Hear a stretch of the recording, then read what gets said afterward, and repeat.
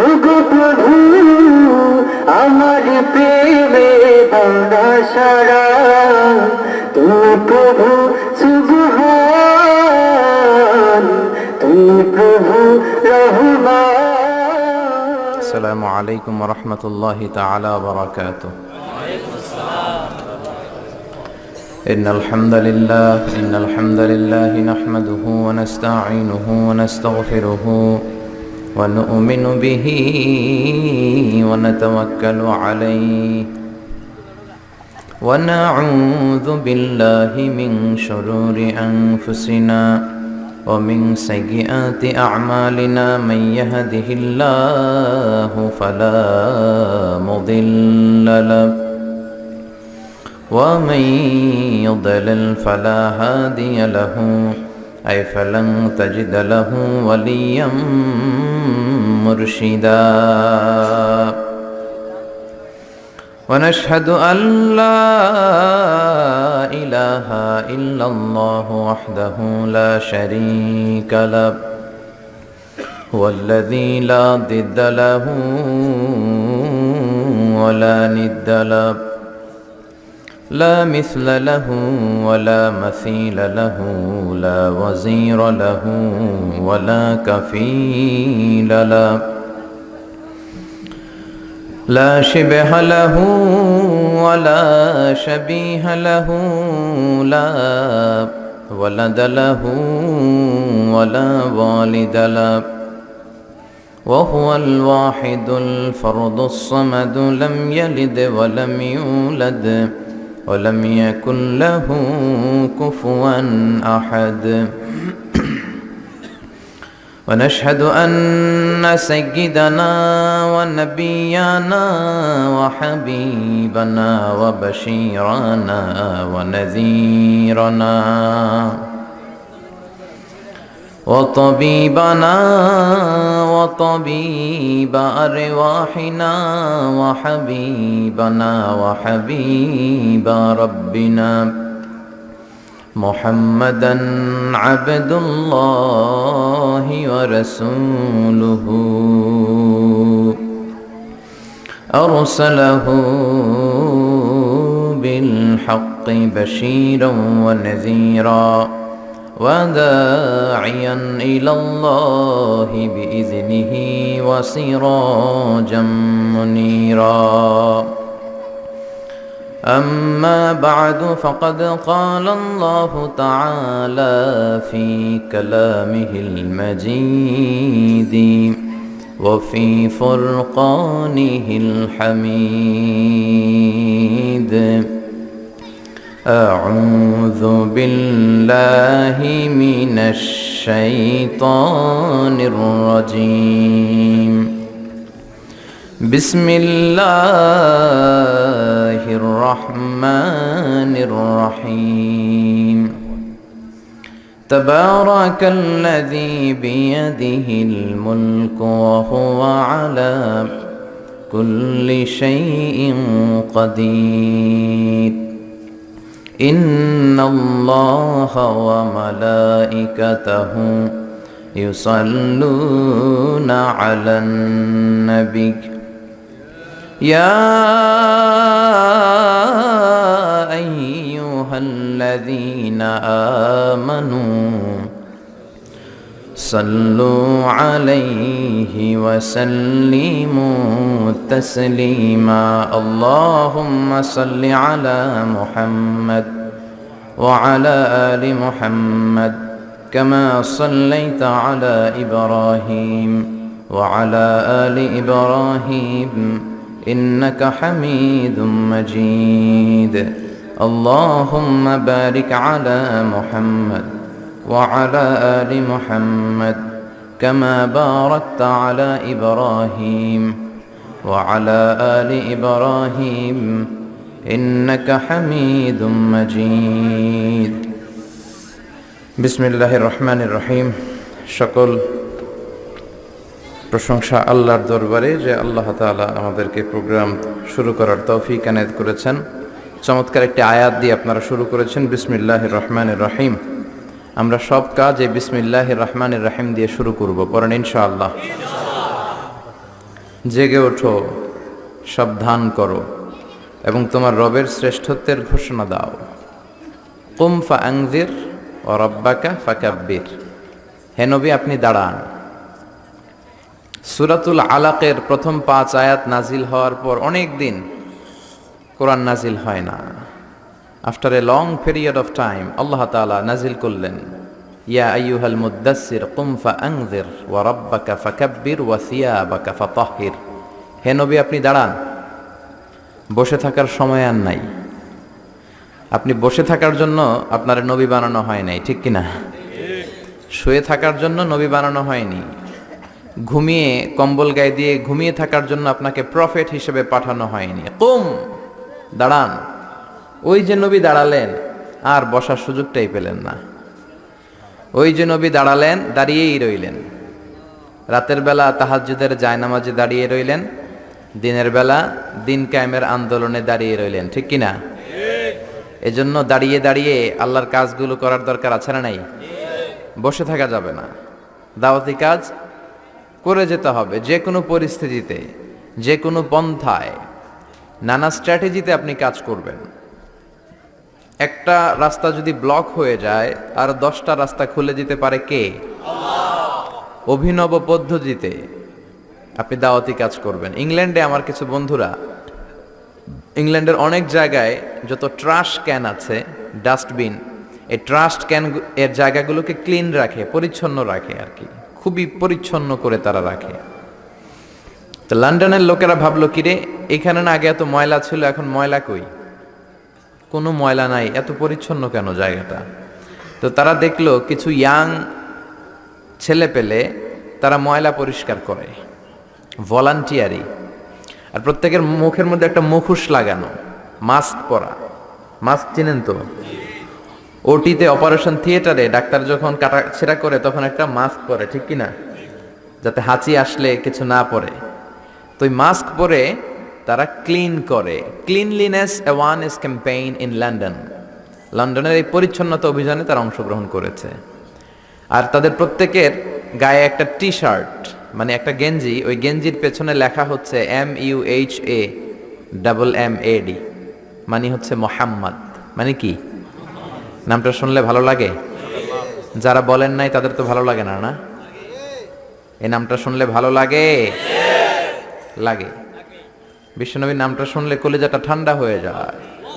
সুবহানাল্লাহ। তো সবাই যে দেখতে আরম্ভ করলো, কিরে এরা কারা? কিন্তু জিজ্ঞেস করারও সুযোগ নেই, কথা বলে না, মুখে মাস্ক, গায়ে গেঞ্জি, গেঞ্জিতে লেখা MUHAMMAD, মোহাম্মদ। তো তারা ভাবতে শুরু করলো, হু ইজ দিস মোহাম্মদ? কে এই মোহাম্মদ যার অনুসারীরা এত ভালো, যার অনুসারীরা এত ভদ্র, এত ডিসেন্ট ম্যানার তারা মেনটেইন করে, এত পরিচ্ছন্ন কেন তারা? কে এই মোহাম্মদ? তারা খুঁজতে আরম্ভ করলো। গুগল সার্চ বক্সে they started to type text MUHAMMAD, লিখলো মোহাম্মদ, and they find a big biography of Muhammad. They started to read, they become influenced, they started to cry, they become astonished, and some of them they accept Islam. পড়েন সুবহানাল্লাহ। তারা ইন্টারনেটে মোহাম্মদ লিখে search দিয়ে বিশ্বনবীর জীবনী পেয়ে গেল, পড়তে আরম্ভ করলো বিশ্বনবীর জীবনী। পড়ে আর অবাক হয়, পড়ে আর অবাক হয়, একজন মানুষ এত ভদ্র হতে পারে, এত শ্রেষ্ঠ হতে পারে, তার অনুসারীরা সব জায়গায় নিয়ম মেনে চলে, উনি কিছু না বললে তার সাহাবারা কোনো কিছু আগ বাড়িয়ে করে না। সুবহানাল্লাহ। বিশ্বনবী যখন যুদ্ধে কমান্ড দিতেন, ওইখানেও বিশ্বনবীর একটা স্পেশাল স্ট্র্যাটেজি ছিল। বিশ্বনবী তার সেনাবাহিনীকে 5 ভাগে ভাগ করতেন। কয় ভাগে? আলেম যারা আছেন তারা বুঝবেন। একটা হচ্ছে মাইমানা, ডান পাশের সোলজার, আরেকটা হচ্ছে মাইসারা, বাম পাশের সোলজার, আরেকটা হচ্ছে কলব, মাঝখানের সোলজার, আরেকটা হচ্ছে খালফ, পিছনের সোলজার, আরেকটা হচ্ছে মুকাদ্দিমাতুল জাইশ, এই ব্যাটালিয়নের একেবারে সামনের অংশের সোলজার। জোরে বলেন সুবহানাল্লাহ। একের পর এক বিশ্বনবী অ্যাটাকিং এ পাঠাতেন। এই তোমরা যাও, এই তোমরা যাও, এই তোমরা যাও। বিশ্বনবীর অর্ডার যখন হতো ঠিক তখনই তারা ঝাঁপিয়ে পড়তেন আল্লাহর নামে। জোরে বলেন ঠিক কিনা? আবার যুদ্ধে বিশ্বনবী ক্ষয়ক্ষতি কমানোর জন্য সেরেফ ঘোষণা দিতেন, খবরদার, আমরা আক্রান্ত হওয়ার আগে অ্যাটাক করি না। আমাদের অ্যাটাকিং সিস্টেম হচ্ছে ডিফেন্সিভ, উই জাস্ট ডিফেন্ড। আমরা আগে অ্যাটাক করি না। বিশ্বনবী বলতেন অ্যাটাকের সময় সবাইকে গণহারে হত্যা করা যাবে, যারা দুহাত উঁচু করে বলে সিকিউরিটি সিকিউরিটি মানে আল আমান আল আমান, তাদেরকে মারা যাবে। তাদের যে সন্ন্যাসী আছে, পুরোহিত আছে, তাদেরকে মারা যাবে। বৃদ্ধ বৃদ্ধা, নারীদেরকে, বাচ্চাদেরকে মারা যাবে না। তাদের যে পশু আছে, অ্যানিমালস, এগুলোকে মারা যাবে না। তাদের গাছপালা কাটা যাবে না। ক্ষয়ক্ষতি যত বেশি মিনিমাইজ করা যায়, এই পন্থায় বিশ্বনবী যুদ্ধ করতেন। পড়েন সুবহানাল্লাহ। ইংল্যান্ডের লোকেরা এগুলো জানতে শুরু করলো যে এই লোকটা এত ভদ্র, এই লোকটা এত বিচক্ষণ, এত অ্যামেজিং পার্সোনালিটি তিনি। অনেকে কালিমা পড়ে মুসলমান হতে শুরু করলো। পড়েন সুবহানাল্লাহ। এজন্য বিশ্বনবীর এই পন্থাগুলো আমাদেরকেও অ্যাডপ্ট করতে হবে। বিশ্বনবীর সুন্নাই আমাদের জন্য কল্যাণকর। বিশ্বনবী যা দিয়েছেন, যা এনেছেন, তাতে রহমত আর বরকত বেশি না কম? এজন্য বিশ্বনবীর সুন্নাগুলো মানতে রাজি আছেন তো? সবাই রাজি আছেন? আল্লাহ কবুল করুক। পড়েন আমিন। স্থান হচ্ছে মধ্যম শাহ দৌলতপুর, বাইতুন নূর জামে মসজিদ। বাইতুন নূর, চমৎকার নাম। একটা ঘরকে কেন্দ্র করে এতগুলো ঘরের উৎপত্তি। ওই ঘরটার নাম হচ্ছে কাবা। ঘরটার নাম কি? ইত্তাখাযাল্লাহু বাইতান ফিদ দুনিয়া। আল্লাহ দুনিয়াতে একটা ঘর নিলেন, নিজের নামের ঘর, ওইটা বাইতুল্লাহ। কিন্তু আল্লাহ কি ওই ঘরে থাকে? থাকে না। কিন্তু আল্লাহ ঘোষণা দিয়েছেন এটা উনার ঘর। এটা এত বরকতময় ঘর, পৃথিবীর অনেক মানুষের হাত এই ঘরের মধ্যে পড়েছে। ফেরেশতারা প্রথমে এই ঘর তৈরি করেছে। আবার এই ঘরের একেবারে উপরে বাইতুল মামুন নামে একটা ঘর আছে না নাই? আমরা কাবার চারদিকে তাওয়াফ করি, ফেরেশতারা তাওয়াফ করে বাইতুল মামুরের চারপাশে। 70,000 করে ফেরেশতা ঢুকে ইবাদত করে বের হয়ে যায়। Up to the day of judgement, কিয়ামত পর্যন্ত আর কেউ আরেকবার ওই বাইতুল মামুরে ঢোকার সুযোগ পায় না। কোন সুবহানাল্লাহ। তার ঠিক বরাবর নিচে আমাদের কাবা।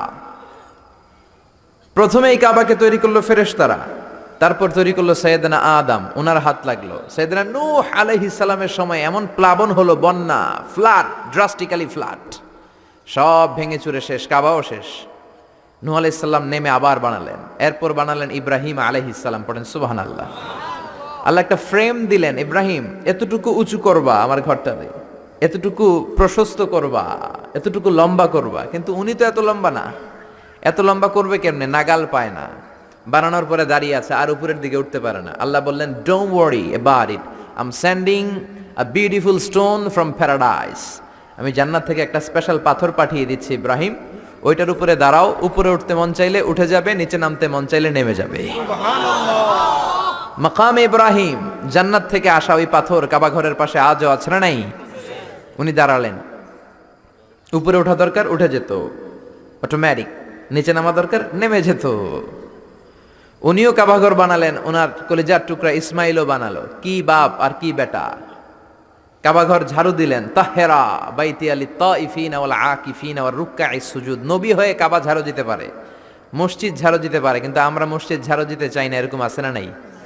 মসজিদেরি ঝাড়ু বাড়দার ও কামারে হাত, শোনো আমার মুনাজাত, শোনো শোনো ইয়া ইলাহি আমার মুনাজাত, শোনো আমার মুনাজাত। পড়েন আমিন।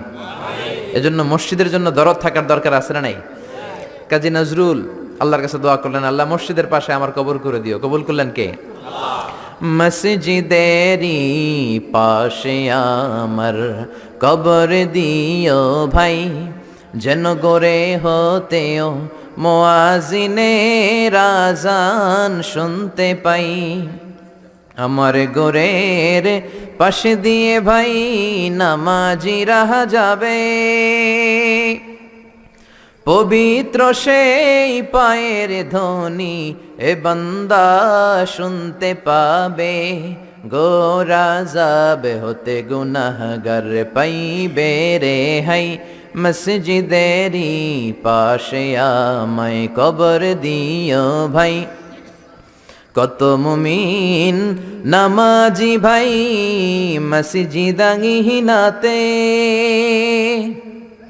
আল্লাহর নামের জিকির করে লুকিয়ে গভীর রাতে, আমি তাদের সাথে ওই আল্লাহর নামে জপতে চাই, আল্লাহর নামে জপতে চাই। পড়েন সবাই, মসজিদেরি পাশে আমায় কবর দিও ভাই। আল্লাহু আকবার।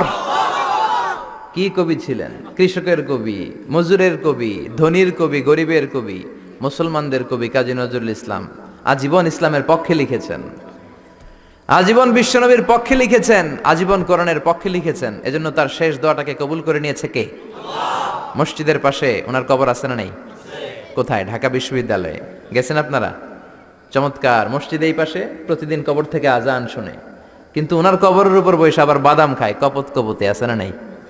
এক ছেলে এক মেয়ে বাদাম খায়। এগুলো থেকে আমাদেরকে বেঁচে থাকতে হবে। এই ক্রাইসিস থেকে আমাদেরকে বেরোয় আসতে হবে। ইসলামী যে কৃষ্টি কালচার, তাহজিব, তামাদ্দুন আল্লাহ আমাদেরকে দিয়েছে, এটাতে বরকত বেশি না কম? সৈয়দনা ইব্রাহিম বানালেন, ইসমাইল বানালেন, বিশ্বনবী নিজেও বানালেন। বিশ্বনবী নিজেও এই কাবাগরের নির্মাণ কাজ করেছেন। কাবাগর যখন ভেঙে গেল, মক্কার কুরাইশরা ডিসাইড করলো আমরা কাবা বানাবো। পাথর লাগবে, কোত্থেকে? ওই জায়গা থেকে পাথর নিয়ে আসবো। সবাই পাথর আনতে শুরু করলো। কুরাইশ ছেলেরা বললো আমরা বাদ যাবো কেন, আমরাও আনবো।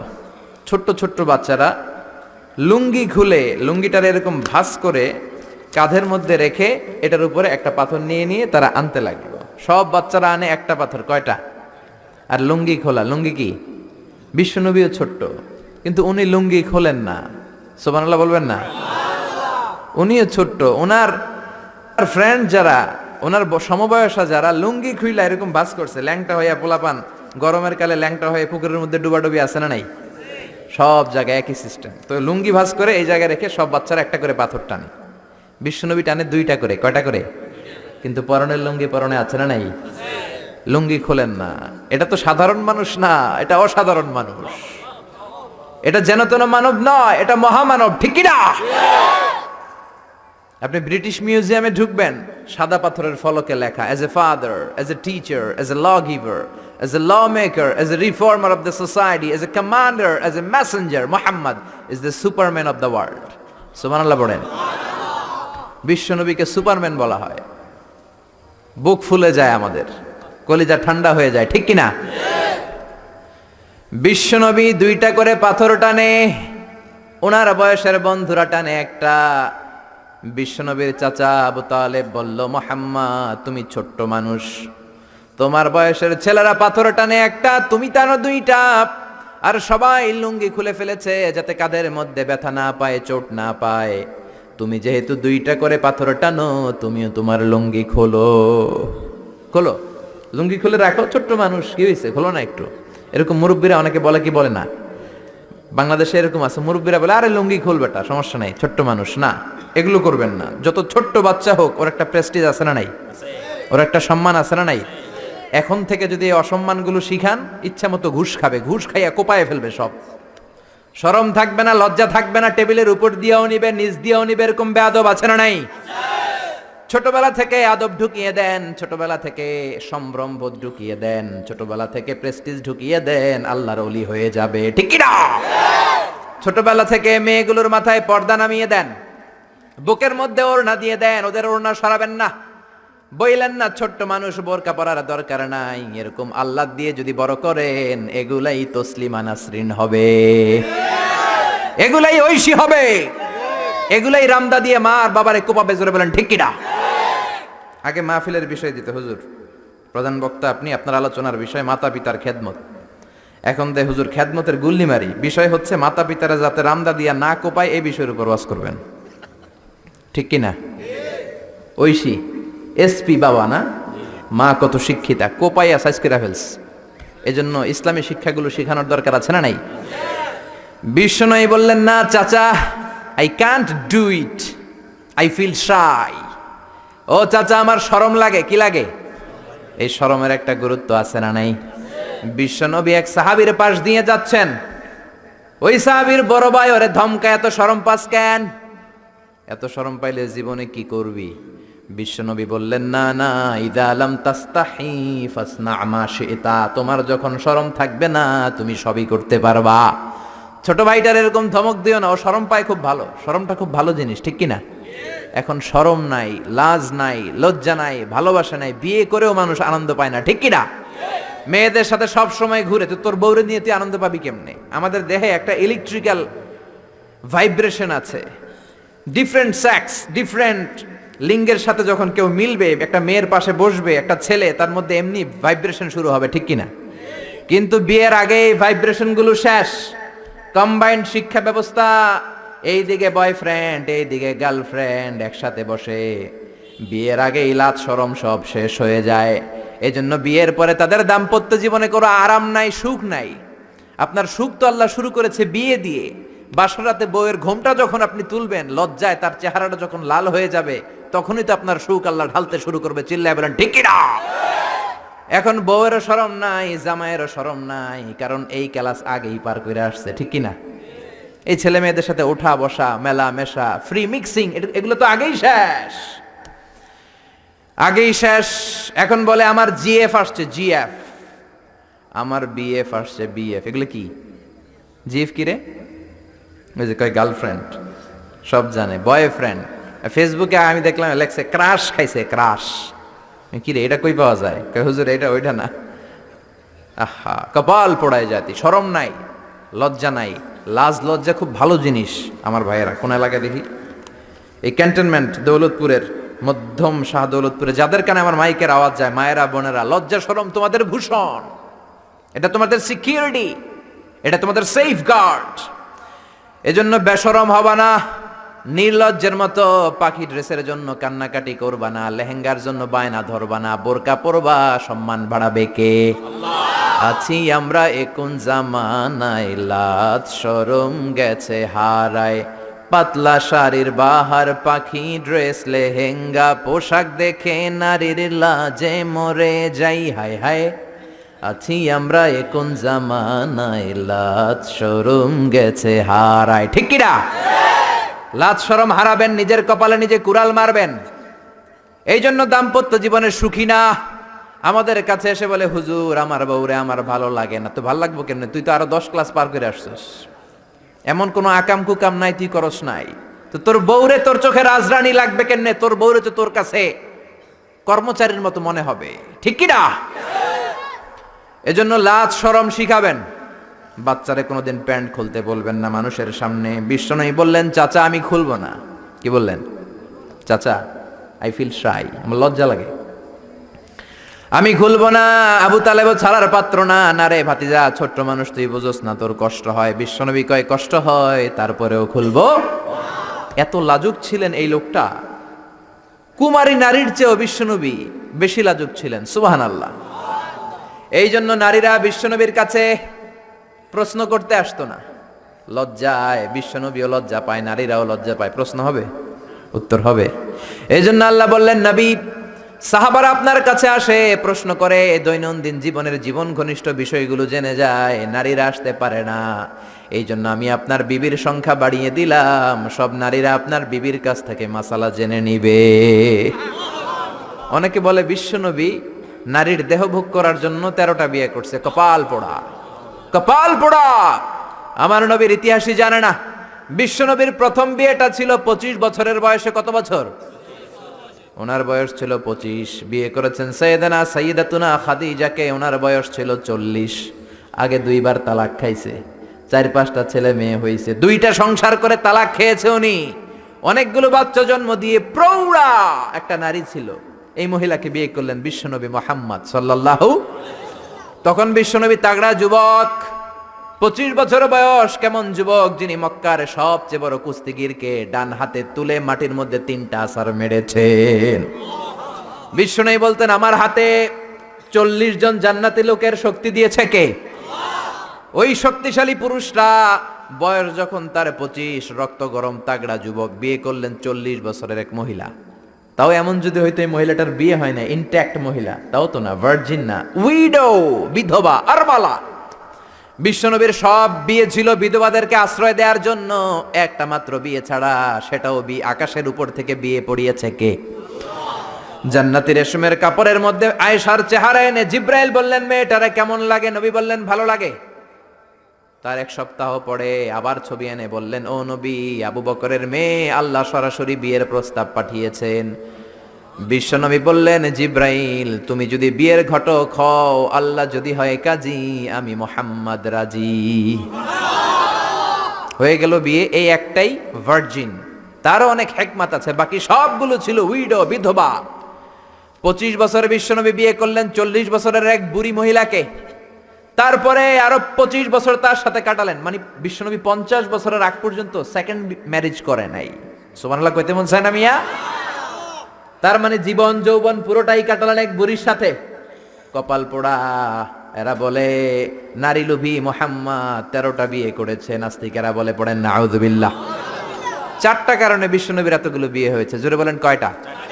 একটা হচ্ছে এডুকেশনাল কজ, একটা হচ্ছে লিগ্যাল কজ, একটা হচ্ছে সোশ্যাল কজ, আর একটা হচ্ছে পলিটিক্যাল কজ। এডুকেশনাল কজ যেটা প্রথমে বললাম, নবীর কাছ থেকে শিখতে আসতো পুরুষেরা, নারীরা শিখতে পারে না, মাসালা জানতে পারে না। আল্লাহ বললেন বেশি করে বিয়ে করো, মাসালাগুলো তোমার বিবিদের কাছে জানাও, হায়েজ নেফাজের মাসালা, বিয়ে করলে স্বামী স্ত্রীর দাম্পত্য জীবনের মাসালা। ও নবী, তুমিও বলতে লজ্জা পাও, নারীরা শুনতে লজ্জা পায়, তোমার বিবিদের কাছ থেকে এসে এসে শিখে যাবে রে নবী। 1 number cause educational. 2 number legal. অনেকে ছেলে দত্তক রাখে, পালক পুত্র। খবরদার, পালক পুত্র কোনোদিন আপনার আপন পুত্র হতে পারে। যায়েদ বিন হারেসাকে বিশ্বনবী ছেলের মতো রাখলেন। সবাই বলতে আরম্ভ করলো যায়েদ বিন মুহাম্মদ, মুহাম্মদের ছেলে যায়েদ। আসলে কি মুহাম্মদ সাল্লাল্লাহু আলাইহি ওয়াসাল্লামের ছেলে না, হারেসার ছেলে। এইটা বোঝানোর জন্য যায়েদ বিন হারেসা যখন জাইনাব বিন জাহাশকে তালাক দিলেন, বিশ্বনবী বললেন তুমি তোমার পালক পুত্রের বউকে এখন বিয়ে করবা। সুবহানাল্লাহ। Legal cause to inform the society the legal rule of Islam. ইসলামের রুলিং শিখানোর জন্য পালক পুত্রের বউ তালাক পাওয়ার পরে বাবা বিয়ে করতে পারে। সুবহানাল্লাহ কোন? আর জোরে কোন? 2টা গেল। 3 নাম্বার সোশ্যাল কারণে আমার নবী ছিলেন সামাজিক। সামাজিকতার বন্ধনকে শক্ত করার জন্য কিছু বিয়ে করলেন। কেমন? বিশ্বনবীর রাইট হ্যান্ড, ডান হাত ছিল আবু বকর। আল্লাহ বললেন তোমার যেহেতু ডান হাত, বিয়েটা করলে তো আরো শক্ত হবে ডান হাত, ঠিক কি না? আবু বকরের মেয়ের সাথে বিয়ে। বিশ্বনবীর লেফট হ্যান্ড, বা হাত ছিল ওমর। ওমরের এক বউ হাফসারে বিয়ে করলেন, এও তালাক খাওয়া। ডান হাত বাম হাত, এই যে সোশ্যাল কারণে বিশ্বনবী বিয়ে করলেন। 4 খলিফা। 4 খলিফার প্রথম 2 জন বিশ্বনবীর শ্বশুর, পরের 2 জন বিশ্বনবীর জামাই। সুবহানাল্লাহ। বাড়িতে যায় বললেন আল্লাহু আকবার। আবু বকর সাইয়েদনা ওমর বিশ্বনবীর শ্বশুর, আর ওসমানকে দিলেন 2 মেয়ে, আলীরে দিলেন 1 মেয়ে। আল্লাহু আকবার।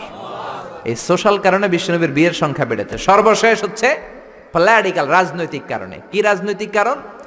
বনুল মুস্তালাকে বিশ্বনবী যুদ্ধ করলেন। যুদ্ধ করার পর বনুল মুস্তালাকের লিডারের নাম ছিল হারিস বিন মেরার। হারিস বিন মেরারের একটা মেয়ে ছিল, তার নাম ছিল জুয়াইরিয়া বিনতুল হারিস। বিশ্বনবীর 11টা বউ, 2টা ছিল দাসী। প্রথম বউ হচ্ছে খাদিজা বিনতে খুয়াইলিদ, এরপর আয়েশা বিনতে আবি বকর, হাফসা বিনতে ওমর, জাইনাব নামে 2 বউ, জাইনাব বিনতে জাহাশ, জাইনাব বিনতে খুজাইমা, মাইমুনা বিনতুল হারিস, জুয়াইরিয়া বিনতুল হারিস, সাউদা বিনতে জামাআ, সাফিয়া বিনতে হুয়াই ইবনে আখতাব, উম্মে হাবিবা, রামলা বিনতে আবি সুফিয়ান, উম্মে সালামা বিনতে আবি উমাইয়া। এই 11 জন বউ। সুবহানাল্লাহ পড়েন। দাসী ছিল 2 জন, একজন রাইহানা, পুরো নাম রাইহানা বিনতে যায়েদ আন-নাদারিয়া, আরেকজন ছিল মারিয়া। মিশরের সম্রাট মুকাউকেস বিশ্বনবীরে হাদিয়া দিয়েছে। মারিয়া তু বিনতে শামউন আল কিবতিয়া। এই 13 জন। বিশ্বনবী বনিল মুস্তালাকে যুদ্ধ করলেন, বিজয় লাভ করলেন।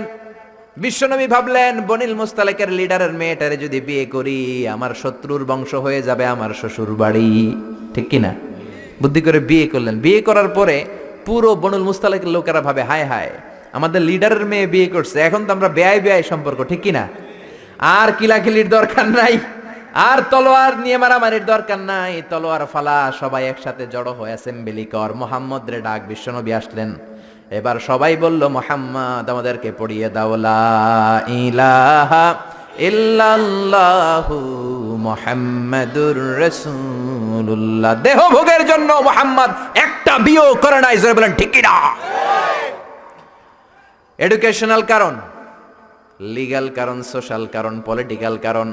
আবার ইহুদির এক মেয়েকে বিয়ে করলেন বিশ্বনবী, সাফিয়া। খায়বারের যুদ্ধের পরে ওই বিয়ের পরেও শত শত ইহুদি কালিমা পড়ে মুসলমান হয়েছে। বিশ্বনবী বললেন, না চাচা, আমার লুঙ্গি খোলার দরকার না, আমি এমনিই পারি।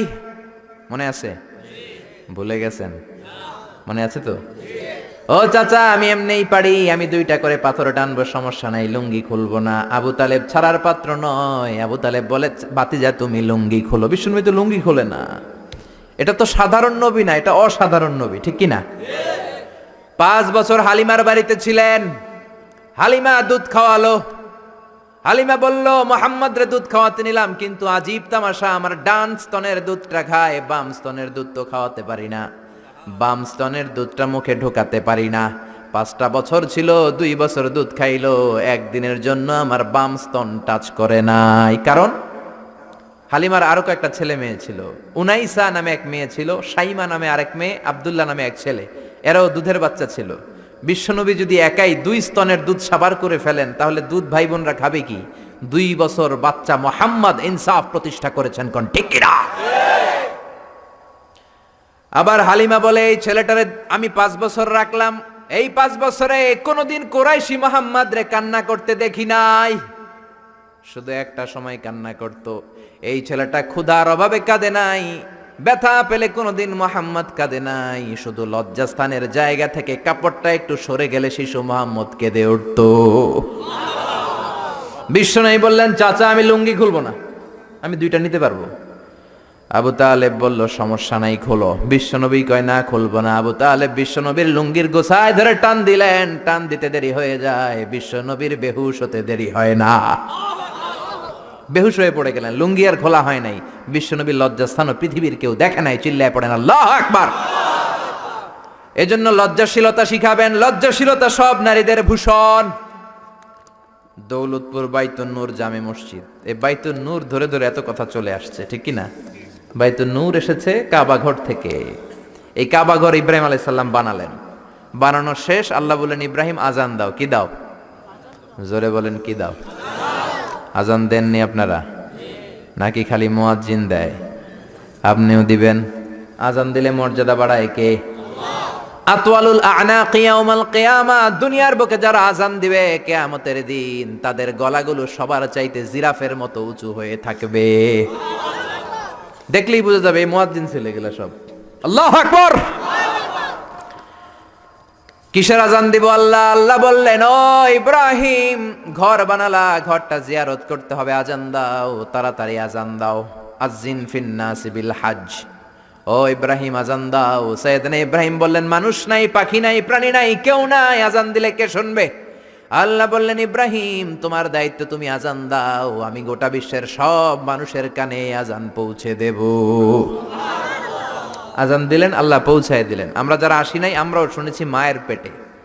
মায়ের পেটে এই আজান আমাদের কানেও এসেছিল। যারা পেটেও ছিলাম না, আলামুল আরওয়াহে তাফসীর এসেছে, তাদের কানেও এসেছে। এই আজান শুনে যারা সাড়া দিয়েছে, লাব্বাইক বলেছে, তাদেরই নসিবে আছে কাবা ঘর জিয়ারত করা। জোরে বলেন সুবহানাল্লাহ। এজন্য মসজিদে দানের দরকার আছে না নাই?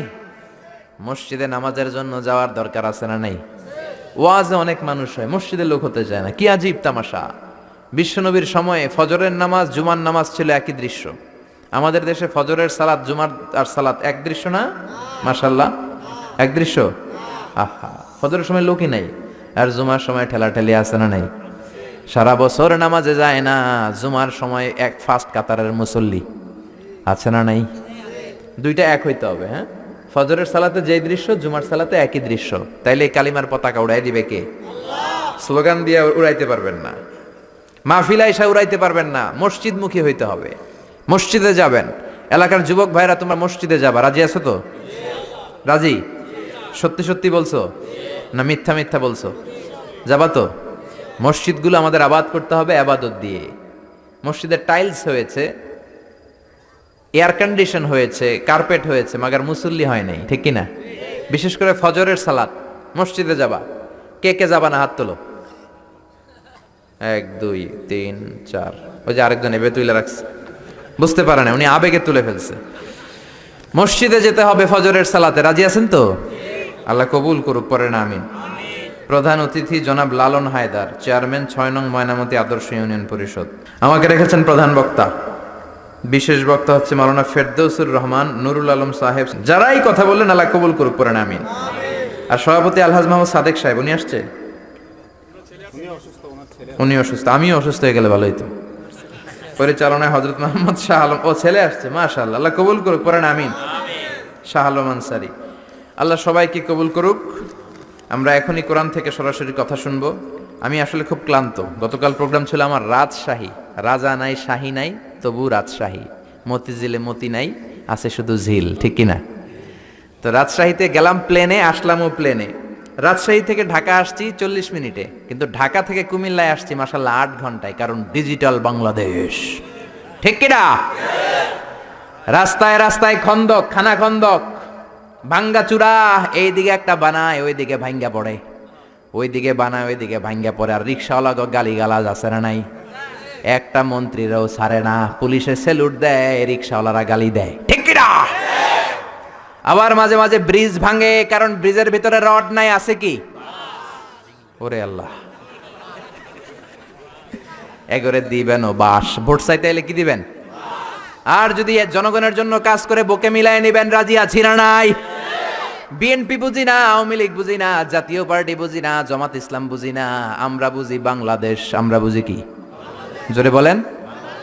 এই দেশের নেতারা একদল আরেক দলের গালি দেয়, তুই ভারতপন্থী, ওইটা আবার গালি দেয়, তুই পাকিস্তানপন্থী। তো এরা হইলো ভারতপন্থী, এরা পাকিস্তানপন্থী, তো বাংলাদেশপন্থী কেডা? আমরা সবাই বাংলাদেশপন্থী, ঠিক কিনা? আরো জোরে ঠিক কিনা? সবার আগে বাংলাদেশ, আমার বাংলাদেশ সবার আগে। কে আমাদের নেত্রী হলো, কে আমাদের নেতা হলো, এমপি হলো, ব্যাপার না, যদি উনি নামাজ পড়ে, ঠিক কিনা? যদি উনি রোজা রাখে, কথা দিয়ে যদি কথা রাখে, আমাদের বুকের মধ্যে ওনার স্থান আছে না নাই?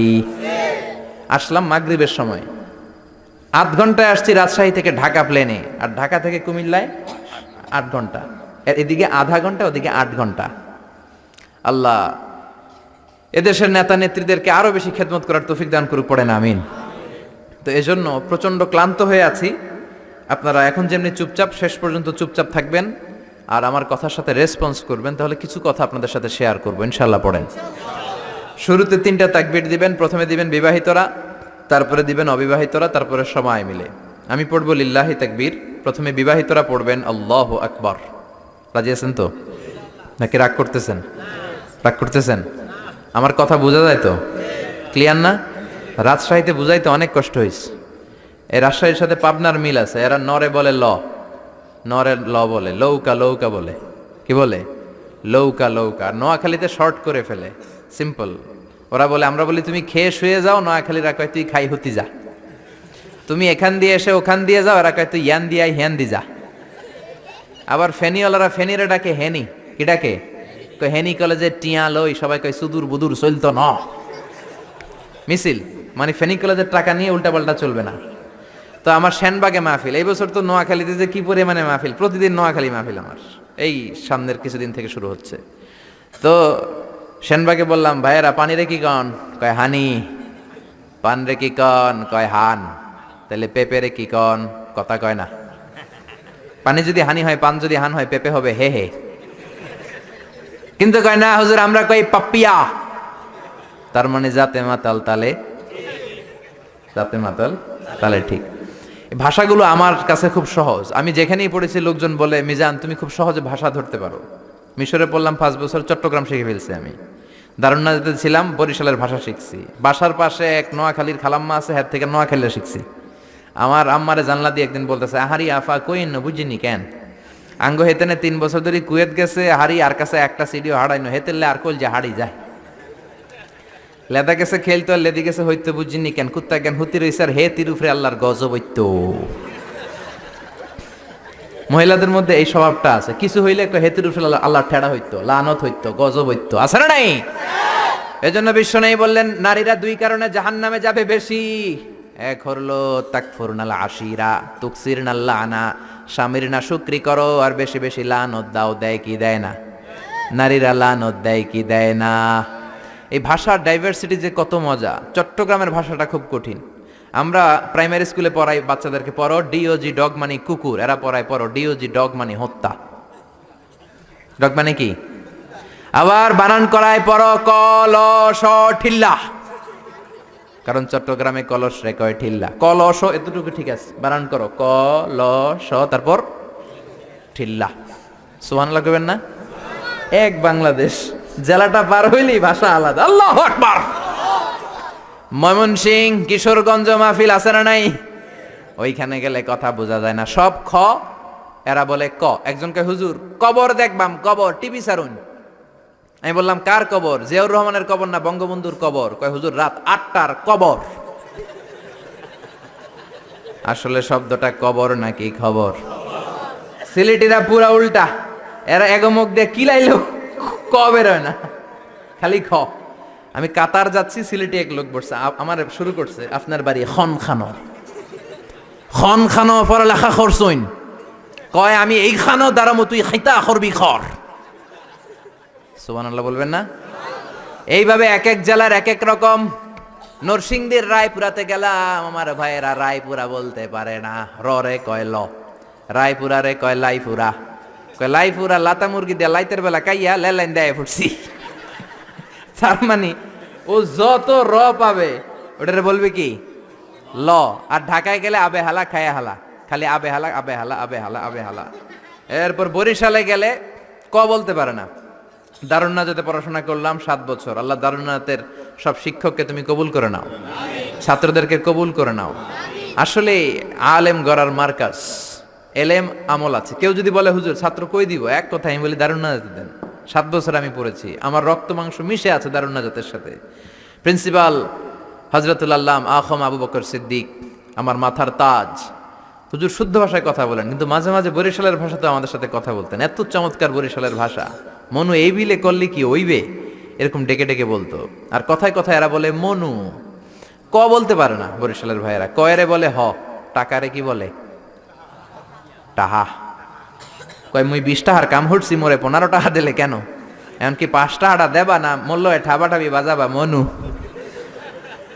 পুরান ঢাকায় যান, খালি কয় আবে হালা আবে হালা। আমার এক চাঁদপুরের বন্ধু, ফোন দিলাম, কয় আবে হালা মিজান কেমন আছো? আমি কি রে বাড়ি তোর চাঁদপুর, আবে হালা কইলি কে? কয় আমি 3 বছর ধরে খতিব, আমি শিখা ফেলাইছি, মাহফিল হয় রাখা, আবে হালাই সুবহানাল্লাহ কর না গেলা। এই ভাষার ব্যতিক্রম কোরআনের মধ্যেও আছে। আমরা পড়ি মালিকি ইয়াউমিদ্দিন, অনেক জায়গায় পড়ে মালিকি ইয়াউমিদ্দিন। আমরা পড়ি সিরাতাল মুস্তাকিম, অনেক জায়গায় জিরাতাল মুস্তাকিম। আমরা পড়ি কাইফা নুনশিরুহা, আরেক জায়গায় কাইফা নুনশিজুহা। পার্থক্য আছে না নাই? এজন্য ভাষার সৌন্দর্য আল্লাহর দেয়া। আমার কথা বুঝতেছেন তো? আচ্ছা, 3টা তাকবীর দিব। প্রথমে বিবাহিতরা, এরপর অবিবাহিত, এরপরে সবাই মিলে। রাজি আছেন না? কষ্ট হবে? আচ্ছা, শুরুতে বিবাহিতরা। আমি পড়ব লিল্লাহি তাকবীর, আপনারা বলবেন আল্লাহু আকবার। বিবাহিতদেরকে আপনার আঞ্চলিক ভাষায় কি বলেন? বিয়াতা।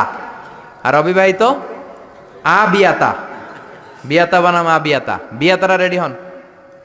আমি লিল্লাহি তাকবীর বললে আল্লাহু আকবার বলবেন। বিয়াতারা রেডি? রেডি? হেরা যে রেডি এটাও কইতে পারে না। রেডি? বিয়াতারা তাকবীর দেন। লিল্লাহি তাকবীর। জোন নাই, রোজা রাখছিল আজকে, নফল রোজা। এবার আবিয়াতারা। বিয়াতাদেরকে হারায় দেওয়ার দরকার আছে না নাই? হারায় দেওয়া যাবে তো? লিল্লাহি তাকবীর।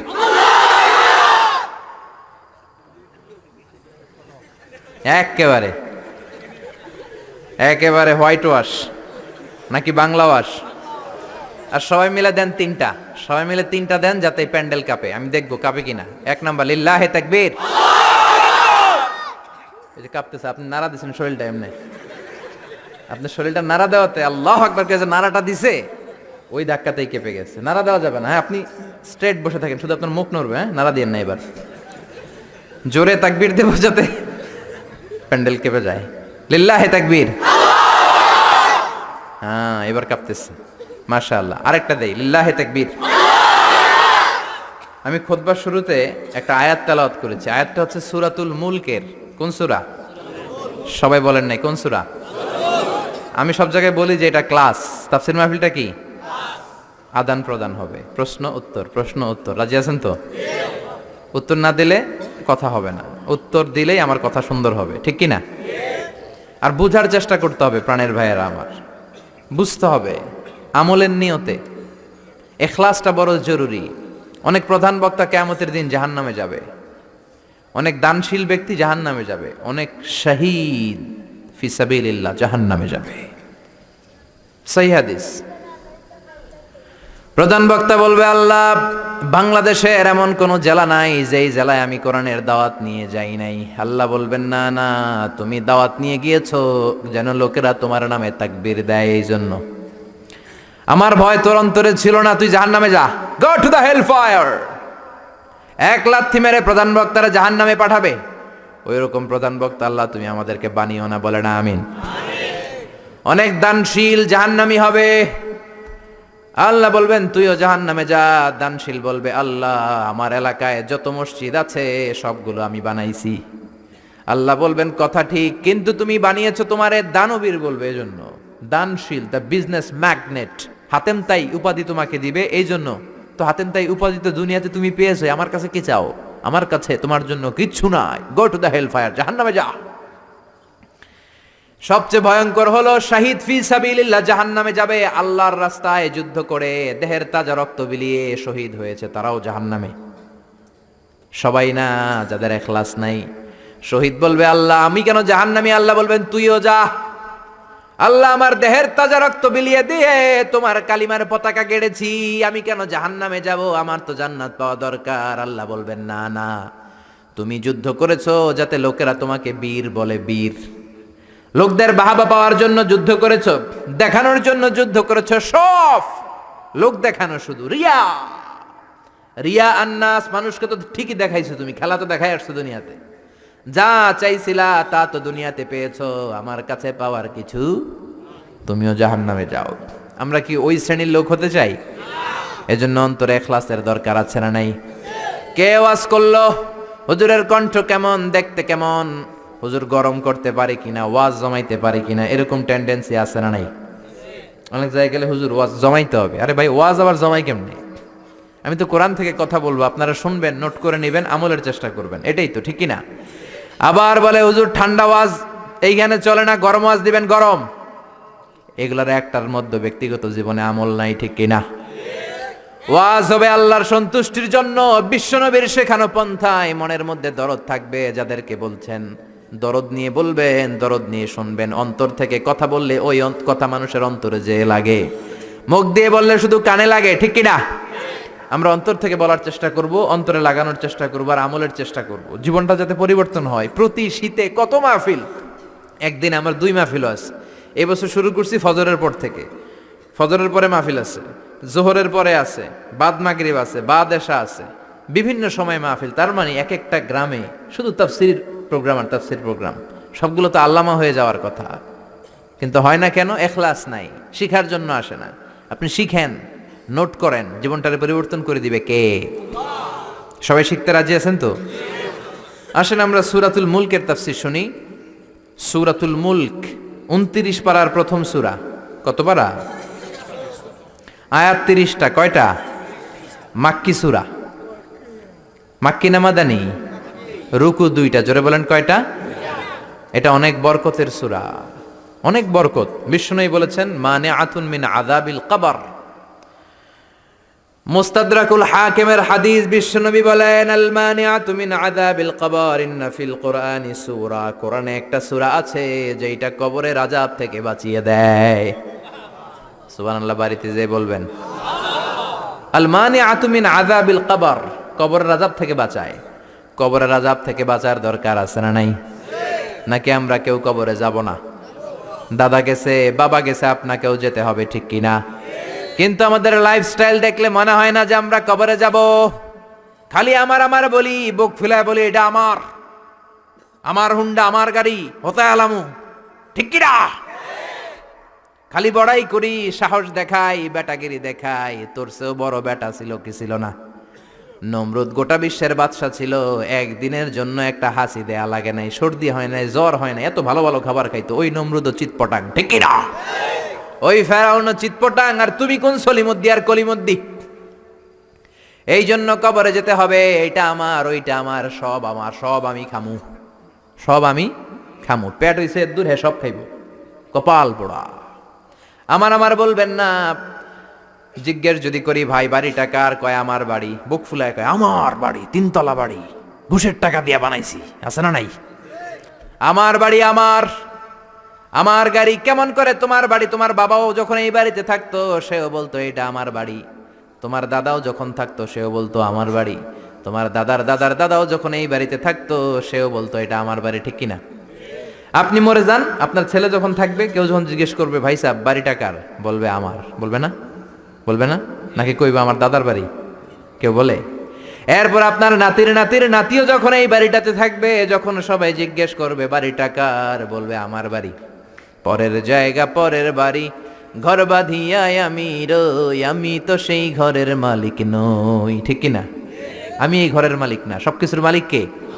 এজন্য কবরে আমাদের যেতে হবে, কবরের প্রিপারেশন নিতে হবে। বিশ্বনবী বললেন মানে আতুন মিন আযাবিল কবর, এই সূরাতুল মুলক যে প্রতিদিন তেলাওয়াত করবে তাকে কবরের আযাব থেকে বাঁচাবে কে?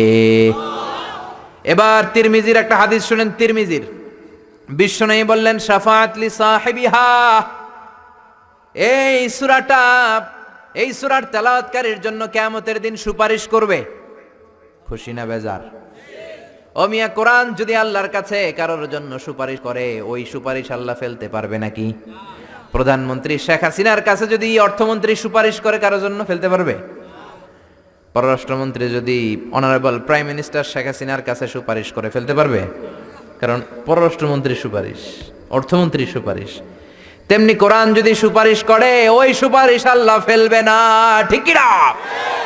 সহিহুল জামেতে আরেকটা হাদিস এসেছে, বিশ্বনবী বলেন খাসামাত আন সাহিবিহা, এই সূরাটা কিয়ামতের দিন আল্লাহর সাথে তর্ক করবে, ঝগড়া করবে, ডিবেট করবে। আল্লাহর সাথে তর্ক, কত সাহস! কি নিয়ে তর্ক বলবে আল্লাহ? যতক্ষণ না তুমি এই সূরার তেলাওয়াতকারীকে জান্নাতে না ঢুকাবা, আমি তর্ক করতেই থাকবো। আল্লাহু আকবার। হাত্তা দাখালাহুল্লাহুল জান্নাতা, যতক্ষণ আল্লাহ তারে জান্নাত না দেয় ততক্ষণ পর্যন্ত এই সূরাটা ঝগড়া করবে। আবার বিশ্বনবী বলতেন মান ক্বারা বিহা ফি লাইলাতিন ফাকাদ আকসারা ওয়া আতাবা, যে ব্যক্তি রাত্রে বেলায় সূরাতুল মুলক তেলাওয়াত করে ঘুমাবে, সারা রাত কোরআন তেলাওয়াতের সওয়াব তার আমলনামায় দিবে কে? এজন্য বিশ্বনবী বলতেন আমি চাই আমার প্রতিটা উম্মতের হৃদয়ে এই সূরাটা গাঁথা থাক, আমি চাই আমার প্রতিটা উম্মতের কলিজার ভিতর এই সূরাটা মুখস্থ থাক। মুখস্থ করতে রাজি আছি না নাই? আয়াত মাত্র 30টা, সবাই বলেন কয়টা? এক মাসে কয় দিন?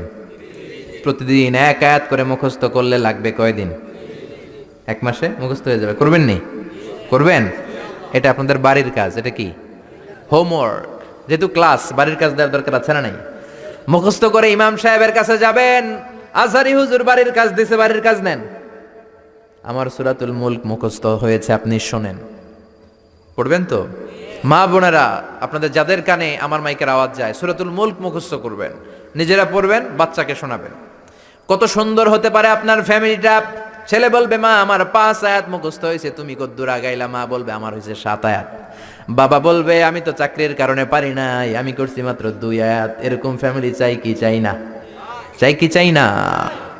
এই সূরাটা এত বরকতের সূরা, সূরা আপনার চোখ খুলে দিবে।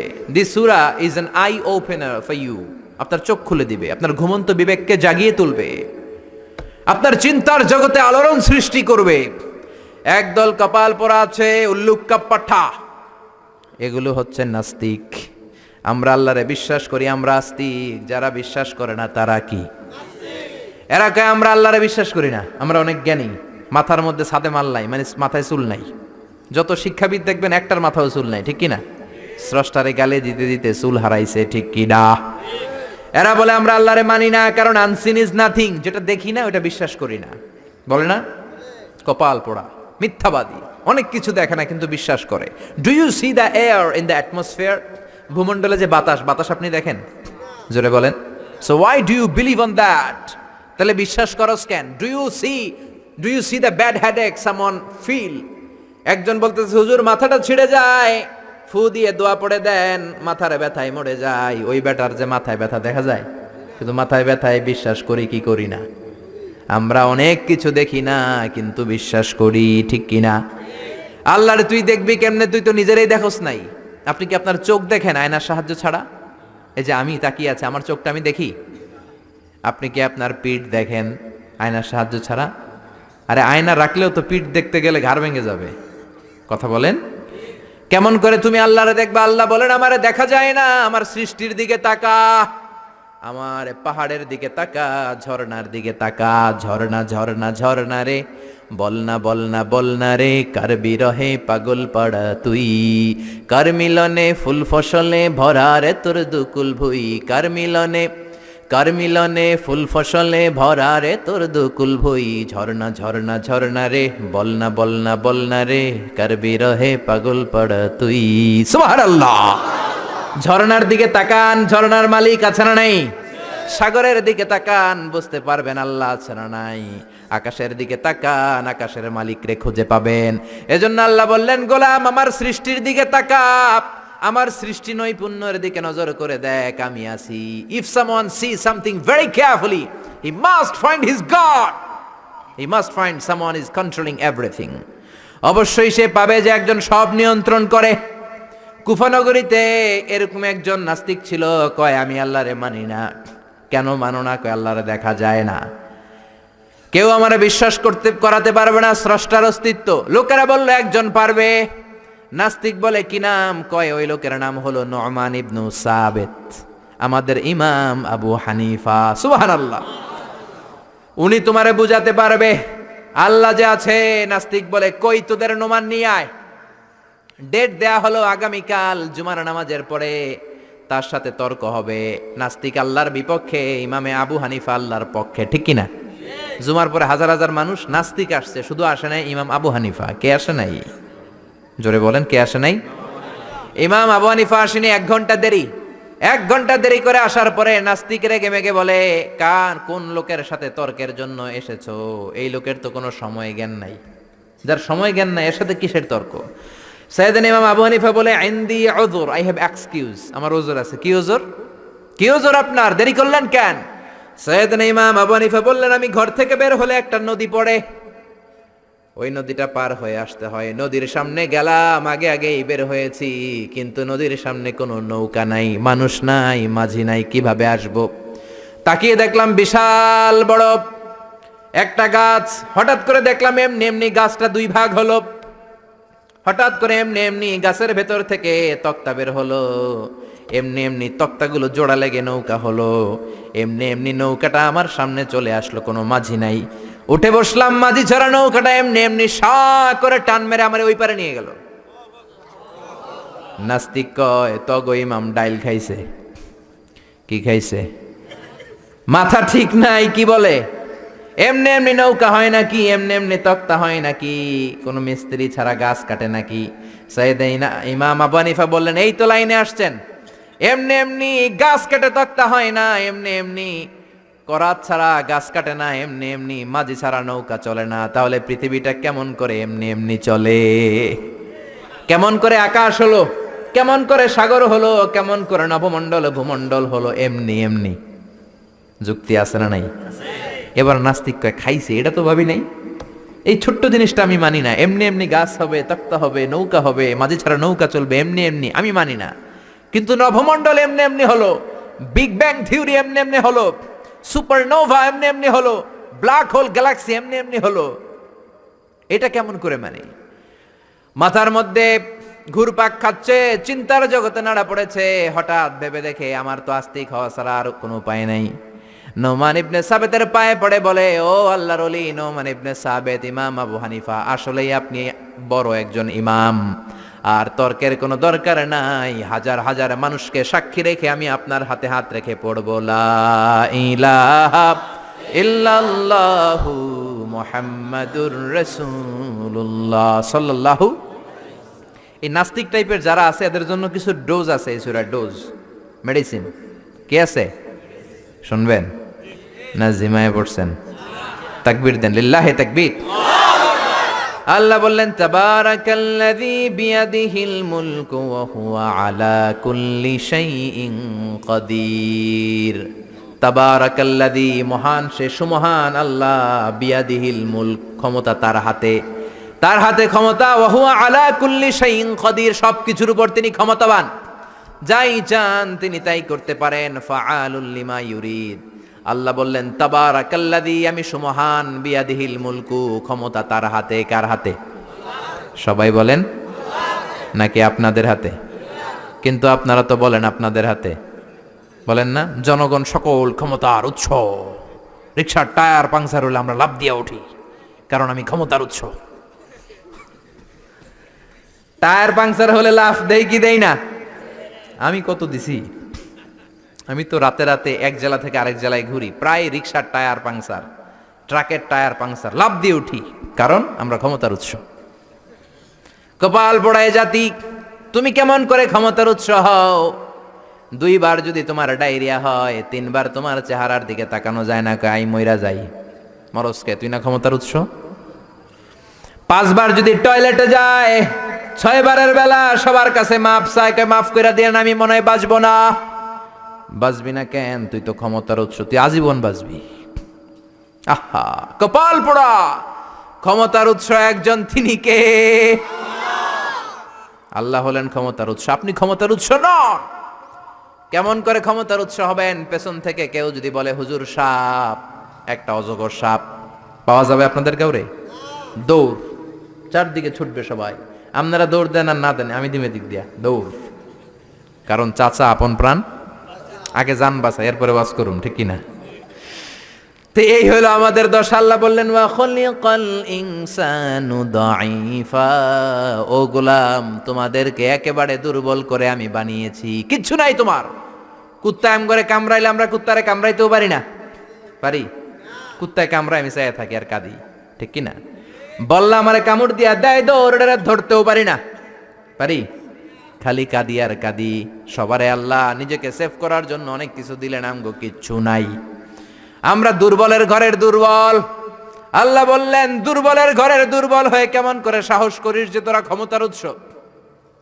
কশিন কালেও তোমরা ক্ষমতার উৎস হতে পারো না। ক্ষমতার উৎস কে? এজন্য আল্লাহ বললেন তাবারাকাল্লাযী বিয়াদিহিল মুলকু ওয়া হুয়া আলা কুল্লি শাইইন কাদির। সুমহান সেই সত্তা, সব ক্ষমতা তার হাতে। কার হাতে? নাকি আপনাদের হাতে? এটা রাষ্ট্রীয় কুফরি। জনগণ সকল ক্ষমতার উৎস, এটা রাষ্ট্রীয় কুফরি। রাষ্ট্র থেকেও অনেক কুফরি আমাদেরকে শেখানো হয়, এগুলো আমরা শিখবো না, ঠিক কিনা? ক্ষমতার মালিক হলেন আল্লাহ। আমাদের ক্ষমতা নকল ক্ষমতা, আসল ক্ষমতা কার?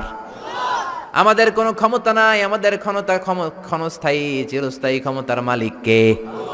যখন ভূমিকম্প হয় দেখবেন কিরকম দৌড় দেয়। মহাসমাবেশে ককটেল বোমা বিস্ফোরণ হলে দেখবেন খালেদা জিয়ারে থুইয়া সবাই দৌড়, শেখ হাসিনারে থুইয়া সবাই দৌড়, এরশাদ রে থুইয়া সবাই দৌড়, ঠিক কিনা? স্লোগান দেয় আমার প্রাণের নেতা, প্রাণের নেত্রী, জীবন দিয়ে দিব, বোমা ফাটলে দেয় দৌড়, ঠিক কিনা? দৌড় দেয় কারণ হচ্ছে তোমার কোনো ক্ষমতা নাই, তুমি দুর্বল, দুর্বলের ঘরের দুর্বল তুমি। রাত 3টার দিকে যখন ভূমিকম্প হয় লোকজন বাড়ি থুইয়া দেয় দৌড়, সব ভাড়াটিয়া গুলো দেয় দৌড়, শুধু বাড়িওয়ালারা মনে হয় দৌড় দেয় না, নাকি বাড়িওয়ালারাও দেয়? বিল্ডিং এর মায়া আর থাকে না, ভাড়াটিয়াও দৌড়, বাড়িওয়ালাও দৌড়, প্রধান শিক্ষক দৌড়। শুধু র্যাবের প্রধান যিনি আছে ওনার তো অনেক সাহস, উনি শুধু দৌড়টা দেয় না, উনি আগে দেয়। প্রেসিডেন্ট দেয় দৌড়, শুধু এদেশের সবচেয়ে বড় ক্ষমতাধর নারী 17 কোটি মানুষের প্রধানমন্ত্রী শেখ হাসিনা দৌড় দেয় না? আগে দেয়। আমি কই নাই, কিন্তু আমনে কইছেন। উনিও দৌড়, কারণ বাঁচতে হবে তো, বাঁচার জন্য দেয় দৌড়। অসহায় আমরা, কোনো ক্ষমতা আমার হাতে নাই। ক্ষমতা কার হাতে? 2004 সালে বরিশালে গেলাম বাসে করে, ফিরে আসছি লঞ্চে করে। সদরঘাটে পৌঁছতে আর 1-1.5 ঘন্টা বাকি। শুরু হলো তুফান, লঞ্চ ডুবে যাবে। সাগরের মধ্যে লঞ্চ ডুবে যাবে, লঞ্চের ভেতরে চিৎকার। ওই দিন লঞ্চের শুধু মুসলমানেরা আল্লাহরে ডাকে নাই, হিন্দুগুলাও জিকির করছে কার? সারেং বলল জানলা খুলে দেন, পর্দা নামায় দেন, বাতাস পাসিং হইলে হয়তো লঞ্চ বেঁচে যাবে। ওই দিন চিনলাম আল্লাহ কারে কয়। আল্লাহ কেসকো কাতে, আল্লাহর জিকির করতে করতে চাপা ফুলাই ফেলাইছি আমি। আহা, সবার মুখে চিৎকার, বাঁচাও। আমি কইলাম কে বাঁচাইব? কে? হুজুর আমনে। দাঁড়িয়ে দেখছে তো, হুজুর আমনে বাঁচাইবেন। আমি কইলাম তাইলে আমারে বাঁচাইব কে? কয় আল্লাহ। আসলে বিপদে বললে বাঁচাতে পারে একজন, তিনি কে? এগুলো বাস্তব কথা। কক্সবাজারে যাবেন, 8 নম্বর 9 নম্বর সতর্ক সংকেত তুফান, তখন দেখবেন শুধু মুসলমানেরাই ডাকে না, ওখানে গৌতম বুদ্ধের মুরিদ আছে কিছু, ওগুলো জিকির করে কার? কয় লা ইলাহা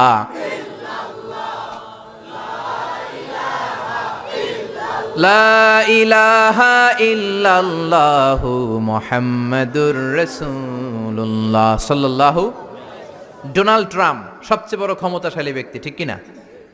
সব ক্ষমতা তো ওর হাতে, তাই না? ডোনাল্ড ট্রাম্প তো ক্ষমতার উৎস হওয়া উচিত। ও কি ক্ষমতার উৎস?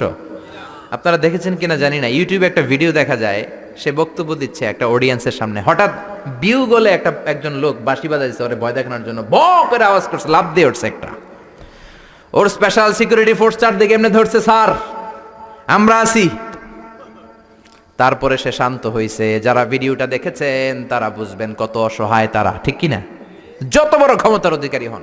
গত বছর আমাদের প্রধানমন্ত্রী শেখ হাসিনার একটা ব্যক্তিগত বিমান নামতে পারছিল না, ফ্লাইং মিস্টেক বা গোলযোগের কারণে। ওই বিমানটা 33টা চক্কর মেরেছে, আমি পত্রিকায় পড়েছি, নামতে পারে না।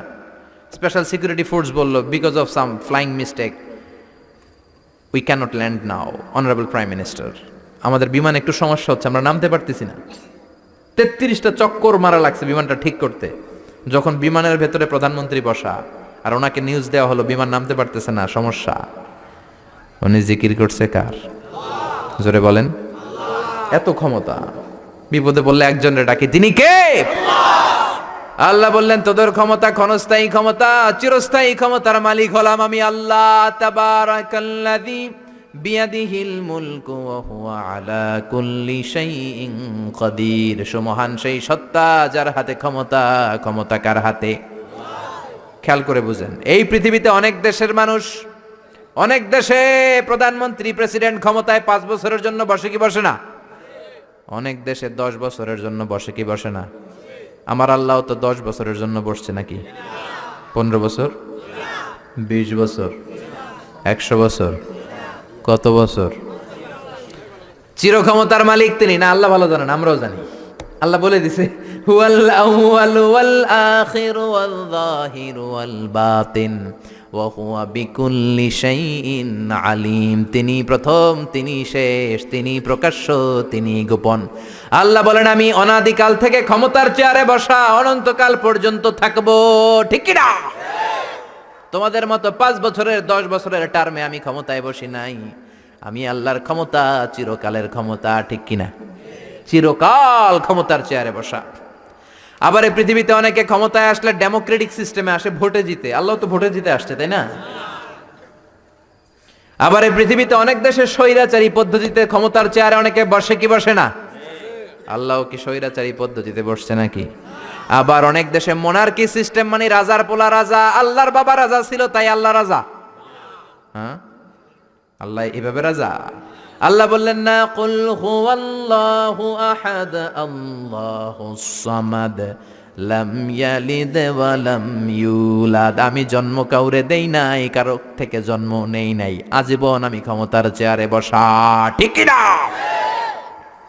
আবার পৃথিবীতে দেখা যায় ভালো একটা আন্দোলন করলে ক্ষমতা থেকে নামানো যায় কি যায় না?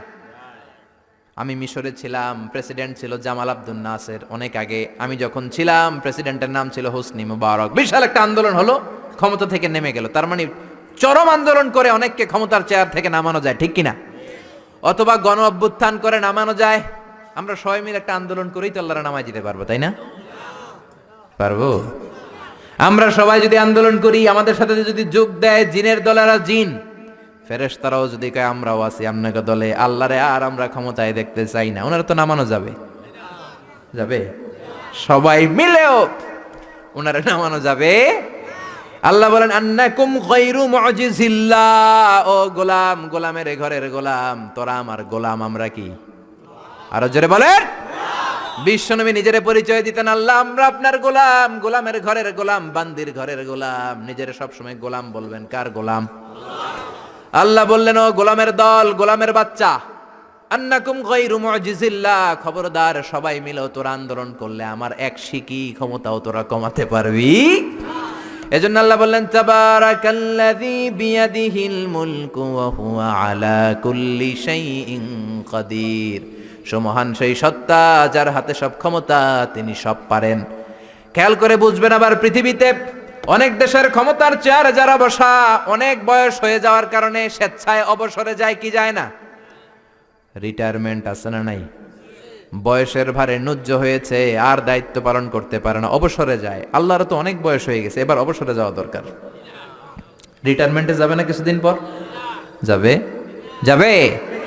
ওনার কোনো রিটায়ারমেন্ট নাই, উনি ক্লান্ত হয় না, শ্রান্ত হয় না, ঘুম ধরে না, ওনার তন্দ্রাও নাই। লা তাখুযুহু সিনাতুন ওয়ালা নাওম, আমার ঘুম নাই, আমার তন্দ্রা নাই। আবার বললেন ওয়ালা ইয়াউদুহু হিফযুহুমা ওয়া হুয়াল আলিয়্যুল আযীম, আকাশ জমিন নিয়ন্ত্রণ করতে আমি আল্লাহ বিন্দু মাত্র ক্লান্ত হই না। সুবহানাল্লাহ।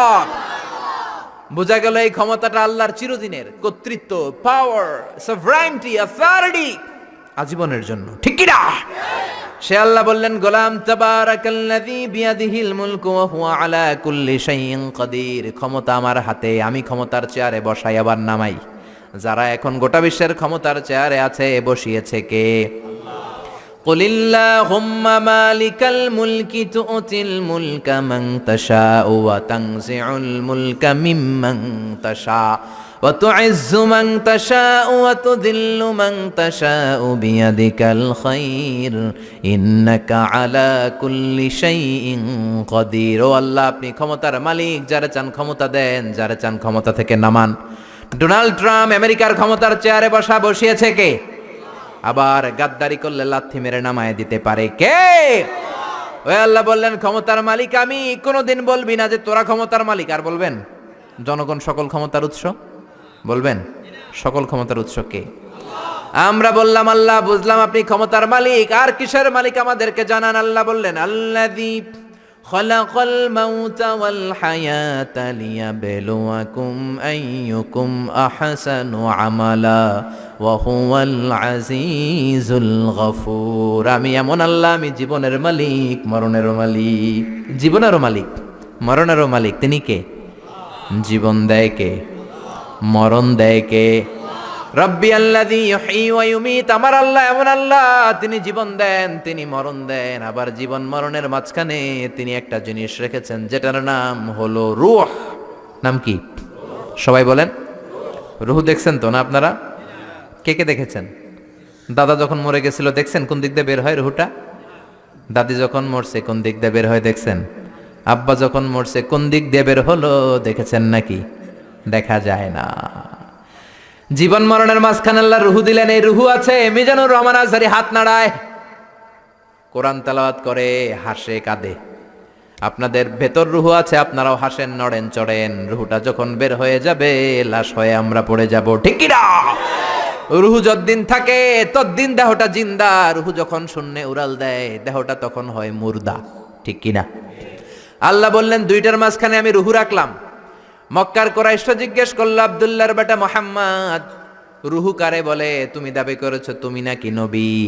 তুমি যদি নবী হও, রুহু কারে বলে বলো। বিশ্বনবী বলেন না, আকাশের দিকে তাকান, কারণ আমার নবী নিচ থেকে কিছু বলতেন না। গ্রিন সিগন্যালের অপেক্ষায় আছেন, উপর থেকে যদি ওহী আসে বিশ্বনবী উত্তর দিবেন। আল্লাহ বললেন, কুলির রূহু মিন আমরি রাব্বি ওয়া মা উতিতুম মিনাল ইলমি ইল্লা কালিলা। ও নবী, আপনি বলে দেন রুহুটা আমার আদেশ। রুহুটা কার আদেশ? কথা বলেন, রুহুটা কার আদেশ? আল্লাহর আদেশে ঢুকে আল্লাহর আদেশে বের হয়। আল্লাহ ছাড়া এই ব্যাপারে কেউ জানে না, ঠিক কি না? আল্লাহ বললেন, ওমা উতিতুম মিনাল ইলমি ইল্লা কালিলা, তোমাদের জ্ঞান একেবারে কম। কলিল, কলিল মানে অল্প। সবাই বলেন, কলিল মানে কি? অল্প তোমাদের জ্ঞান। এই কলিলের ব্যাখ্যা কি? সাইয়েদনা মুসা আলাইহিস সালাম সাইয়েদনা খিজির আলাইহিস সালামের সাথে সাগরের মধ্যে ভ্রমণ করে, নৌকা দিয়ে, নৌকার মধ্যে এসে বসেছে চড়ুই পাখি। চড়ুই পাখি ঠোঁট দিয়ে সাগর থেকে পানি খায়। পানি খাওয়ার কারণে ঠোঁটের মধ্যে পানি লেগে যায়। খিজির আলাইহিস সালাম বললেন, ও মুসা, পানি খাওয়ার কারণে চড়ুই পাখির ঠোঁটের মধ্যে যতটুকু পানি লেগেছে, এই পানিটা গোটা বিশ্বের সব মানুষের জ্ঞান, আর সাগরের সব পানি, জলরাশিগুলো হলো আমার আল্লাহর জ্ঞান। কালিল, অল্প জ্ঞান। আল্লাহ বললেন, খবরদার রুহুর পিছনে দৌড়াবি না, রুহুর পিছনে ছুটবি না। ছুটে কোনো লাভ নাই, রুহু কোন দিক দিয়ে ঢুকে কোন দিক দিয়ে বের হয় কেউ জানে না, একজন ছাড়া, তিনি কে? আপনি আজীবন রুহুর পিছনে দৌড়াইয়াও রুহু বের করতে পারবেন, কারণ রুহু ঢুকে কার অর্ডারে, বের হয় কার অর্ডারে। ইউনাইটেড স্টেটস অফ আমেরিকার এক মেডিকেল টিমের প্রধান বলল, আমি রুহু বের করে ছাড়ুম। কি বের করে ছাড়ুম? জোরে বলেন। আমি রুহু বের করে ছাড়বো, এটার মাধ্যমে আমি নোবেল প্রাইজ পাবো। I will be the Nobel laureate. রুহু বের করার মাধ্যমে আমি নোবেল প্রাইজ পাবো। সবাই কয় কেমনে পাবেন? সে বলল, চল আমার সাথে মুমূর্ষু রোগী নিয়ে আয় কয়েকটা, আইসিইউর মধ্যে ভর্তি। আইসিইউ বুঝেন তো, ইন্টেনসিভ কেয়ার ইউনিটে থাকে, এরকম মাস্ক পরা, অক্সিজেন নেয়, ছাড়ে কৃত্রিম ভাবে। নিয়ে আয় কয়েকটা, গ্লাস ফিটিং করা রুমের ভিতরে ঢুকানো হলো। বলল, চেক হিজ বিপি, ওর বিপি মাপ। বিপি মানে ব্লাড প্রেশার। মাইপা দেখে বিপি আছে, যে ধাক্কা মারে না, ধপ ধপ ধপ। যতদিন বেঁচে আছি ধাক্কাটা আছে না নাই, এই দমটা আছে না নাই? দমটা চলে গেলে আপনি বাঁচবেন, কি হইবেন? ঠুস হবেন, ঠিক কিনা? হায় রে মানুষ রঙিন ফানুষ, দম ফুরাইলে তবু তো ভাই কারোরই নাই একটুখানি। হায় রে মানুষ রঙিন ফানুষ, রঙিন ফানুষ, হায় রে মানুষ। আল্লাহু আকবার। বিপি মাপ, বিপি চেক করে দেখে লোকটা বেঁচে আছে। ব্লাড প্রেশার ধাক্কা দেয়, চেক হিজ ওয়েট, ওজন মাপ। এবার ওজন মেপে দেখে ওজন হলো 80 কেজি। জোরে বলেন, কয় কেজি? 80 কেজি। এবার বলে, মুমূর্ষু রোগীটার মুখ থেকে অক্সিজেনের চেম্বার খুলে নে, মাস্ক খুলে নে। ডাক্তাররা বলল, অক্সিজেন খুলে নিলে তো মারা যাবে। মেডিকেল সায়েন্টিস্ট, মেডিকেল টিমের প্রধান বলে, মারা যাক, সমস্যা নাই, খুলে ফেল। মাস্ক খুলে ফেললো, অক্সিজেন নাই। লোকটার ছটফটানি বেড়ে গেল। ছটফট ছটফট করতে করতে লোকটা বিদায় নিল, মরে গেছে। এবার ডাক্তার বলে, বের কর, চেক হিজ বিপি, বিপি মাপ। পালস মাপ, দেখে পালস নাই। মরে গেলে পালস থাকে, বিপি থাকে না, কিন্তু ওজন থাকে কি থাকে না? ওজন থাকে। কয়বার ওজন মাপ? মরার আগে লোকটার ওজন ছিল কয় কেজি? জোরে বলেন। এবার ওজন মাপ, ওজন স্কেলের মধ্যে শোয়ানোর পরে ওজন দেখা যাচ্ছে মরার আগে ছিল 80 কেজি, মরার পর এখন হয়ে গেছে 78 কেজি। কমছে কয় কেজি? কয় পাইছি? সবাই কয় কি পাইছেন? কয় রুহু পাইছি। কই পাইছেন? কয় মরার আগে ছিল 80 কেজি, মরার পর 78 কেজি, 2 কেজি নাই। যেটা উড়াল দিছে ওইটাই 2 কেজি। এইটাই রুহু আমি পাইছি। কিন্তু বিজ্ঞানের নিয়ম হচ্ছে, যে কোনো একটা এক্সপেরিমেন্ট থেকে আপনি ফাইনাল জাজমেন্ট দিতে পারবেন না, আপনাকে আরো নমুনা সংগ্রহ করতে হবে। আরো মুমূর্ষু রোগী আনা হলো ইন্টেনসিভ কেয়ার ইউনিট থেকে, গ্লাস ফিটিং করা রুমের ভেতরে ঢুকানো হলো। কই চেক দা বিপি, বিপি মাপ, ব্লাড প্রেশার, ওকে। ওয়েট, ওজন কত? এটার, এই লোকের ওজন 70 কেজি। সবাই বলবেন কয় কেজি? এবার ওই লোকটার মাস্ক খুলে ফেলা হলো, অক্সিজেন মাস্ক। এই লোকটাও ছটফট ছটফট করে, ছটফটানি দিয়ে এই লোকটাও মরে যায়। এবার বলে বিপি মাপ। মরা লোকের বিপি আছে নাই, কিন্তু ওজন আছে না নাই? ওজন স্কেলে শোয়ানো হলো। এই লোকটার মরার আগে ওজন ছিল কয় কেজি? এবার ওজন দিয়ে দেখে লোকটার ওজন হয়ে গেছে মরার পরে 71 কেজি। এবার যাবি কই? 1 কেজি মিলাবি কি দিয়া? মরার আগে বলছে, আগেরটার ক্ষেত্রে বলছে 2 কেজি কম, আগে ছিল 80, এখন 78। যেটা উড়াল দিছে ওইটাই রুহু, এবার বাড়ছে 1 কেজি। কই যাবে? আল্লাহ বলেন, কিয়ামত পর্যন্ত বিপি মাপতে পারবি, ওজন মাপতে পারবি, অনেক খেলা দেখাতে পারবি, মাগার রুহু খুঁজে পাবি না। ঠিক কি না? কারণ মা উতিতুম মিনাল ইলমি ইল্লা কালিলা, তোমাদের জ্ঞান আমি যতটুকু দিয়েছি একেবারেই কম। মরে গেলে এক একজনের এক এক অবস্থা হয়। কারোর শরীর জমাট বেঁধে যায়, ওজন বেড়ে যায়, কারোটা ফেসফেসে হয়ে যায়, গ্যাস বের হয়ে যায়, পাতলা হয়ে যায়। ওজন কম বেশি দিয়ে রুহু ধরা যাবে। এজন্য আল্লাহ বললেন, আল্লাযী খালাকাল মাউতা ওয়াল হায়াতা লিয়াবলুয়াকুম আইয়ুকুম আহসানু আমালা ওয়া হুয়াল আজিজুল গফুর। আমি জীবন বানালাম, মরণ বানালাম। আমরা বললাম, আল্লাহ জীবন মরণের এই খেলায় নেমে আপনার কি লাভ বলেন তো? আমরা জীবন পাবো, মরণ পাবো, আপনার কি লাভ? তাই না? আল্লাহ বললেন, লাভ হলো লিয়াবলুয়াকুম আইয়ুকুম আহসানু আমালা, আমি দেখতে চাই তোমরা কেমন করে ভালো আমল করো। কে কে ভালো আমল করো, তোমাদেরকে পরীক্ষা করতে চাই। পুরো দুনিয়াটাই পরীক্ষা, ঠিক কিনা? আমরা এখন আছি পরীক্ষার হলে। আমরা কোথায়? জোরে বলেন, আমরা কোথায়? যারা ধনী, আল্লাহ তারে ধন দিয়ে পরীক্ষা করে, সে শুকর গুজার হয় কিনা? যারা গরিব তাদেরকে আল্লাহ দরিদ্র বানিয়ে পরীক্ষা করে আল্লাহর শুকর করে কিনা। যে ছেলে হলো আল্লাহ ছেলে বানিয়ে পরীক্ষা করে, যে মেয়ে হলো তারে মেয়ে বানিয়ে পরীক্ষা করে কে? আমরা বললাম আল্লাহ, বুঝলাম আপনি ক্ষমতার মালিক, জীবন মরণের মালিক, আর কি করেন আপনি বলেন।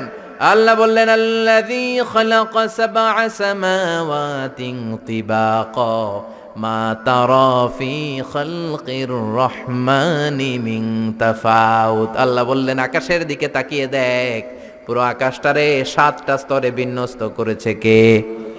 আকাশ কয়টা বলেন তো, সবাই বলেন। আপনাদের ঘুমে ধরেছে? অনেক রাত হয়ে গেছে, কিন্তু দোয়া করে শেষ করা যায়, তাই না? আরেকটু, আরো কয়েক মিনিট শুনবেন? হ্যাঁ, তাহলে তাকবীর বলেন, পড়েন লিল্লাহি তাকবীর। আকাশ কয়টা? আর জোরে কয়টা?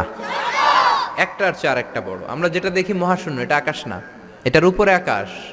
এটা প্রথম আকাশের মহাশূন্য, তারপর প্রথম আকাশ, তারপরে দ্বিতীয় আকাশের মহাশূন্য, দ্বিতীয় আকাশ, একটার চেয়ে আরেকটা বড়। বিশ্বনবী বললেন তোমার হাতের আংটি যদি মরুভূমিতে ফেলে দাও, মরুভূমির তুলনায় তোমার আংটি যত ছোট, আল্লাহর দ্বিতীয় আকাশের তুলনায় আল্লাহর প্রথম আকাশটা ঠিক তত ছোট। ওইটার চেয়ে 3 নাম্বারটা বড়, 4 নাম্বারটা আরো বড়, অনেক বড়। আল্লাহ বললেন ওয়ালাকাদ যায়্যানাস সামাআদ দুনিয়া বিমাসাবিহা ওয়া জাআলনাহা রুজুমান লিশ-শায়াতিন। তোমাদের প্রথম আকাশটার মহাশূন্যটাকে আমি তারা দিয়ে সুশোভিত করেছি। তারা আছে না নাই? রাতের বেলা তারার মেলা দেখতে সুন্দর লাগে, কি লাগে না? এই ছোট্ট ছোট্ট এরকম দেখা যায় না? তারাগুলো তো সাইজে এতটুকু না, এতটুকু কয়, এতটুকু আসলে কি এতটুকু? এই যে আকাশ দিয়ে বিমান যায়, এতটুকু দেখা যায়, এইভাবে ধরা যায়, মনে হয় আমি নিজেই ধরতে পারবো। আসলে কি ধরতে পারবো? ভিতরে আছে 300 লোক, ঠিক কিনা? দূরে থাকার কারণে ছোট দেখা যায়। এই তারাগুলো এত এত দূরে, এই জন্য ছোট লাগে, আসলে ছোট না। এই সূর্য 9,30,00,000 মাইল দূরে, এই জন্য একটা রুটির মতো মনে হয়। কত দূরে? 9,30,00,000 মাইল। চিন্তা করতে পারেন, পৃথিবীর চেয়ে 13 লক্ষ গুণ বড়। তার মানে 13 লক্ষটা পৃথিবী সূর্যের ভেতরে রাখার জায়গা আছে না নাই? তার মানে কি সূর্যই সবচেয়ে বড়? না, আরো আছে। প্রক্সিমা সেন্ট্রাই, আলফা সেন্ট্রাই এ, আলফা সেন্ট্রাই বি, এটা ক্যারিনা, বেটেলজিউস, অভাব নাই। চলেন আমরা পৃথিবীর সবচেয়ে কাছের তারা থেকে একটু ঘুরে আসি। কে কে যাবেন? হাত তোলেন। 1 জন, 2 জন, 3 জন, 4 জন। বাহ, সাহস বাড়তেছে খালি। সবাই তোলে এখন। যাবেন সবাই? যান, আমি ওয়াজ করতেছি, আপনারা চলে যান। প্রথম তারাতে যান, আমার সাথে যাবেন? আচ্ছা, চলেন চলেন প্রথম তারাতে যাই। আমাদের সবচেয়ে কাছের তারার নাম প্রক্সিমা সেন্ট্রাই। এইটাতে আমরা সবাই মিলে যাব ইনশাআল্লাহ। কোন? আরে জান্নাতে গেলে এরকম কত তারা আমগো পিছনে ঘুরবে, ঠিক কি না? এটা কত দূরে জানেন? 4.23 লাইট ইয়ার, 4.23 আলোকবর্ষ দূরে। তার মানে অনেক দূরে। এখন কি দিয়ে যাবেন এটা আপনারা ডিসাইড করেন। কি দিয়ে যাবেন? যারা যারা যাবেন, রিক্সায় যাবা? সব বোনা, সাহস তো কম না। প্লেনে? না, চলবে না, প্লেনে যাওয়া যায় না, মাধ্যাকর্ষণ শক্তি ভেদ করা যায় না। রকেট লাগবে, স্পেস শাটল, মহাকাশ যান লাগবে, স্পেস ক্রাফট। স্পেস ক্রাফট বুঝতে কঠিন হলে আমি বলবো রকেট। রকেট দিয়ে আমরা যাব। সবচেয়ে দ্রুত যে রকেটটা দিয়ে বিজ্ঞানীরা গিয়েছিল চাঁদে, অ্যাপোলো 11 এটার নাম। চাঁদে নেমেছে 1969 সালে। Neil Armstrong, Edwin Aldrin, Michael Collins এরা গিয়েছিল। এবার আমরা যাব। কোথায় যাব? পৃথিবীর সবচেয়ে কাছের তারা প্রক্সিমা সেন্ট্রাইতে যাব, 4.23 লাইট ইয়ার দূরে। এই যানবাহনটা কত দ্রুত চলে এটা একটু শোনেন। এই স্পেস শাটল অ্যাপোলো 11 এটা সেকেন্ডে চলে 11 কিলোমিটার বেগে, মিনিটে চলে 660 কিলোমিটার বেগে, ঘন্টায় চলে 39,000 কিলোমিটার বেগে। সুবহানাল্লাহ বাড়িতে যেয়ে বলবেন। একটা মহাকাশ যান 39,000 কিলোমিটার বেগে ছুটে। কেন ইমাজিন? এটা কি কল্পনা করা যায়? কল্পনা করা যায়? আমেরিকা বাংলাদেশ থেকে যত দূরে, অনেক দূর, ধরেন 10,000 কিলোমিটার দূর, ওই যানবাহনটা দিয়ে 1 ঘন্টায় 4 বার আমেরিকা যাওয়া যাবে। 4 বার, তার মানে কত স্পিডি? ঘন্টায় চলে 39,000 কিলোমিটার। ওইটা দিয়ে আমরা যাব পৃথিবীর সবচেয়ে কাছের তারার কাছে। যাবেন তো? খেয়াল করবেন, তারাটা দূরের তারা না, পৃথিবীর সবচেয়ে কাছের তারা, সূর্যের পরে সবচেয়ে কাছের যে তারাটা, ওইটাতে আমরা যাব, প্রক্সিমা সেন্ট্রাইতে। ওই যানবাহনটা দিয়ে, যেটা ঘন্টায় চলে 39,000 কিলোমিটার। কত হাজার কিলোমিটার? 39,000 কিলোমিটার যাবেন 1 ঘন্টায়। এত দ্রুত যানবাহন দিয়ে যাবেন, তারপরেও ওইখানে পৌঁছতে আপনার 1,15,000 বছর লেগে যাবে। যেটা ঘন্টায় চলে 39,000 কিলোমিটার বেগে, এটা দিয়ে যদি সবচেয়ে কাছের তারাটাতে আমরা ভিজিট করতে চাই, ঘুরতে যেতে চাই, আমাদের লেগে যাবে 1,15,000 বছর। তার মানে গ্রিক সভ্যতার সময়ও যদি কেউ ট্রাভেল শুরু করে, আজকে 2017 সালে পুরো ট্রাভেলের 4%ও কমপ্লিট হবে না। সুবহানাল্লাহ কইবেন না? এখন আমি যাব আর আপনারা যাবেন, আমরা শুরু করলাম। যারা যারা হাত তুলছেন আর আমাকে আল্লাহ 1,15,000 বছর হায়াত দিয়ে দিল মনে করেন, আমরা যাওয়া শুরু করলাম। আর দুনিয়াতে যারা থাকবে ময়রা সব ভূত, সব মরবে। আমার নাতি মরবে, পুতি মরবে, সুতি মরবে, দুতি মরবে, খুতি মরবে, সব মরবে। 6,000 জেনারেশন মরে যাবে, তারপরে ওইটাতে নামার সময় আমাদের হবে না। 6,000 জেনারেশন চলে যাবে, 6,000 প্রজন্ম শেষ হয়ে যাবে, তারপরে ওখানে নামা আমাদের তখনও সময় হবে না। চিল্লায় বলেন আল্লাহু আকবার। সে আল্লাহ বললেন, গোলাম লাকাদ যায়্যানা আস-সামাআদ দুনিয়া বিমাসাবিহা ওয়া জাআলনাহা রুজুমান লিশ-শায়াতিন। তোমাদের প্রথম আকাশটা এরকম অসংখ্য তারা দিয়ে আমি বিউটিফাই করে দিয়েছি। I have beautified the closer sky with light, candles and stars. তারা দিয়ে সুশোভিত করেছি। সবচেয়ে কাছের তারার যদি এই অবস্থা হয়, তাহলে পৃথিবী থেকে সবচেয়ে দূরের তারার কি অবস্থা হবে?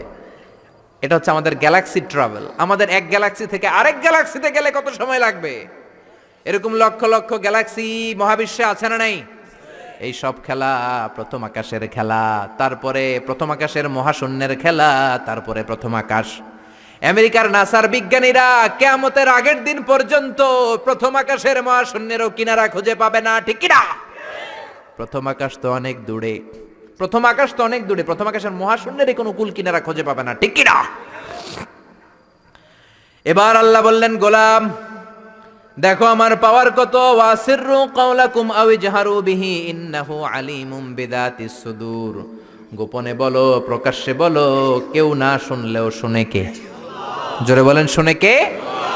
লাইট অফ করে, দরজা বন্ধ করে, পর্দা নামিয়ে, জানলা বন্ধ করে রাতের বেলা পাপ করলেন, কেউ দেখে নাই, দেখলো কে? কেউ যেটা দেখে না দেখে কে? কেউ যেটা শোনে না শোনে কে? কেউ যেটা পারে না পারে কে? সব দেখেন, সব জানেন, সব দেখেন তিনি। সবার চোখ ফাঁকি দিতে পারবেন। শিক্ষকের চোখ ফাঁকি দিয়ে ছাত্রগুলো বের হয়ে যায়, বাবা মায়ের চোখ ফাঁকি দিয়ে বয়ফ্রেন্ডের সাথে দেখা করার জন্য মেয়েগুলো বের হয়ে যায়, পুলিশের চোখ ফাঁকি দিয়ে লোকজন অন্যায় করে, র্যাবের চোখ ফাঁকি দেয়, বিমানবন্দরের কাস্টমস অফিসারের চোখ ফাঁকি দেয়, পরীক্ষার হলে ছাত্ররা ম্যাজিস্ট্রেটের চোখ ফাঁকি দেয়, কিন্তু আল্লাহর চোখ ফাঁকি দেয়া যায় নাকি? লা তুদরিকুহুল আবসার ওয়া হুয়া ইউদরিকুল আবসার ওয়া হুয়াল লাতীফুল খাবীর। কোন চোখ আমারে দেখে না, আমার চোখ দুনিয়ার সবাইরে দেখে। তিনি কে? আবার আল্লাহ বললেন, হুয়াল্লাযী জাআলা লাকুমুল আরদা যালুলান। আল্লাহ তোমাদের জন্য জমিনটারে বানিয়েছেন জালুল। জালুল মানে হলো ফিরাশ, মানে বিছানা। আল্লাযী জাআলা লাকুমুল আরদা ফিরাশা। আল্লাহ তোমাদের জন্য জমিনটাকে বিছানা বানিয়েছেন। এই বিছানার মতো না জমিনটা? উঁচু নিচু হলে তো চড়তে পারতাম না, তাহলে গাড়ি নিয়ে এমনে ওঠা লাগতো, একবার এমনে, একবার আবার এমনে, এমনে চালাইতে পারতাম? জোরে বলেন। ফ্ল্যাট, পৃথিবীটা ফ্ল্যাট করে দিলেন। বিমান থেকে দেখা যায়। আজকে সকালে তো বিমানে ছিলাম, নিচে তাকিয়ে দেখি শুধু নদী, ওই যে রাজশাহী থেকে আপনার পদ্মা নদীটা যে ক্রস করে ওটাও দেখা যায়, খুব সুন্দর। আর মনে হয় এক একটা জমিন কার্পেটের মতো এরকম সুন্দর করে রেখেছেন কে? সে আল্লাহ বললেন, নাস্তিকের দল, আমারে চাও, আমারে দেখো না, আমারে খুঁজে পাও না, বিমান থেকে নিচের দিকে তাকাও, সবুজ কার্পেটিং এর সৌন্দর্যটা দেখো, সেখানে আমি আল্লাহরে তুমি খুঁজে পাবা, ঠিক কি না? এরপর আল্লাহ দুইটা ধমক দিলেন, আমিনতুম মান ফিস সামাই আন ইউরসিলা আলাইকুম হাসিবা ফাসাতালামুনা কাইফা নাযীর। ও বান্দা, নিচের দিকে আযাব, উপরে আযাব আছে না নাই? নিচে আযাব ওয়েট করতেছে। এই পৃথিবীর ভেতরে হচ্ছে আগুন, শুধু আগুন আর আগুন, কত যে আগুন আপনি কল্পনাও করতে পারবেন না। এই জন্য কোরআনে আল্লাহ বলেছে, ওয়াল বাহারিল মাসজুর।